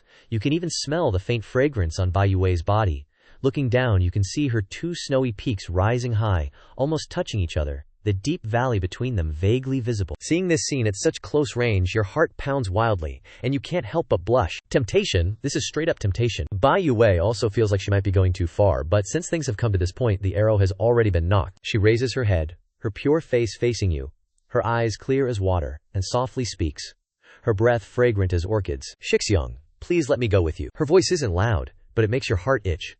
Who can resist this? Okay, you nod in agreement. Ling Changnu in the room hears your thoughts and grinds her teeth in anger. Shameless, lecherous scoundrel. She doesn't even know what words to use to curse you anymore. The two of you imagine the scene, faces flushed. Not long after, you and Bai Yuwei arrive at the main peak of the Tiandao sect. Now that you're here, you can't just laze around. You assign Bai Yuwei a section of stone steps to sweep. Bai Yuwei naturally doesn't refuse. Taking the broom, her beautiful figure sways on the stone steps. Every sweep of the broom inevitably creates ripples. Just then, two people suddenly appear on the stone steps. Seeing Bai Yuwei, they're first stunned, then immediately overjoyed. Bai Yuwei naturally sees them too, a flash of panic in her eyes. Long time no see. Why has Bai Shimei come here? One of them, Qin Long, speaks, his tone clearly carrying ill intentions, his eyes sweeping over Bai Yuwei, a hint of greed flickering within. This Shixiang has been searching everywhere for you. The other dude pipes up. Apparently his name's Zun Zhen. So these two clowns actually know Bai Yuwei. Let's rewind. These three were disciples under Dao Ren Guangwei of the Scarlet Gold sect. Qin Long and Zun Zhen, high talent. Dao Ren Guangwei loved. Bai Yunwei, not so much. She was always dead last, so the entire Scarlet Gold sect clowned on her. 3 years in, Qin Long and Zun Zhen are already at the 7th level of the Huangdao martial realm. Bai Yuwei, still struggling in the Rendao blood realm. Ouch. Qin Long and Zun Zhen, riding high on Guangwei Zhenren's favor, started acting like total punks in the Scarlet Gold sect. Bai Yongwei's hot bod and fresh face naturally drew them in, and they harassed her constantly. Bai Yuwei was seething but kept quiet. Eventually she snapped and dipped to the back mountain to find a master. Even though Bai Yuwei no WS, she's gotten stronger. Facing Qin Long and Zun Zhen still freaks her out. She stumbles back, looking terrified. What do you want? Seeing the pure evil in their eyes, Bai Yuwei knows something's up. What do we want? Qin Long steps forward, his eyes practically popping out of his head seeing Bai Yuwei like this. Bai Shimei, you should just come back to the Scarlet Gold sect with me. I promise you'll have a good time every day. No need to suffer here. And then he starts creeping closer to Bai Yuwei. Bai Yuwei's eyes start watering. She thought life would get better with you and Ling Changnu, that she could ditch the past. But meeting Qin Long and Zun Zhen again, reality check. Shixiang, where are you? In her despair, your face flashes in Bai Yuwei's mind. She wants to shout your name, but then remembers Qin Long and Zun Zhen are strong. If you came and couldn't beat them, you'd be in trouble too. Bai Yuwei quickly scraps that idea, backing away non-stop, but she can only watch as Qin Long gets closer. Keep struggling. Qin Long's smile is getting wider and wider. The more you struggle, the more excited I get. He's convinced he's finally gonna bag Bai Yuwei. Since when did the Feng Tiandao sect have trash like these? Just when she's about to give up, Bai Yuwei suddenly hears a familiar voice. She looks up and sees you. In her eyes, you're a freaking superhero right now. She can't hold back anymore, and the tears start flowing. Shixiang, where have you been? At this point, Bai Yuwei doesn't even care about the danger. You're her biggest security blanket. Just knowing you're here chills her out. Seeing Bai Yuwei crying like a waterfall, you can't help but feel bad. This pitiful look is a million miles away from the serious, hard-working Xiao Shimei from last night. You slowly walk up to Bai Yuwei and gently pat her head. Why are you crying? Aren't I here now? If I cry, you won't like me anymore, then I won't cry anymore, won't. If you don't like me anymore, Shixiong won't love me. Even though she's trying hard to stop, Bai Yue's still sobbing. She's just too bummed out.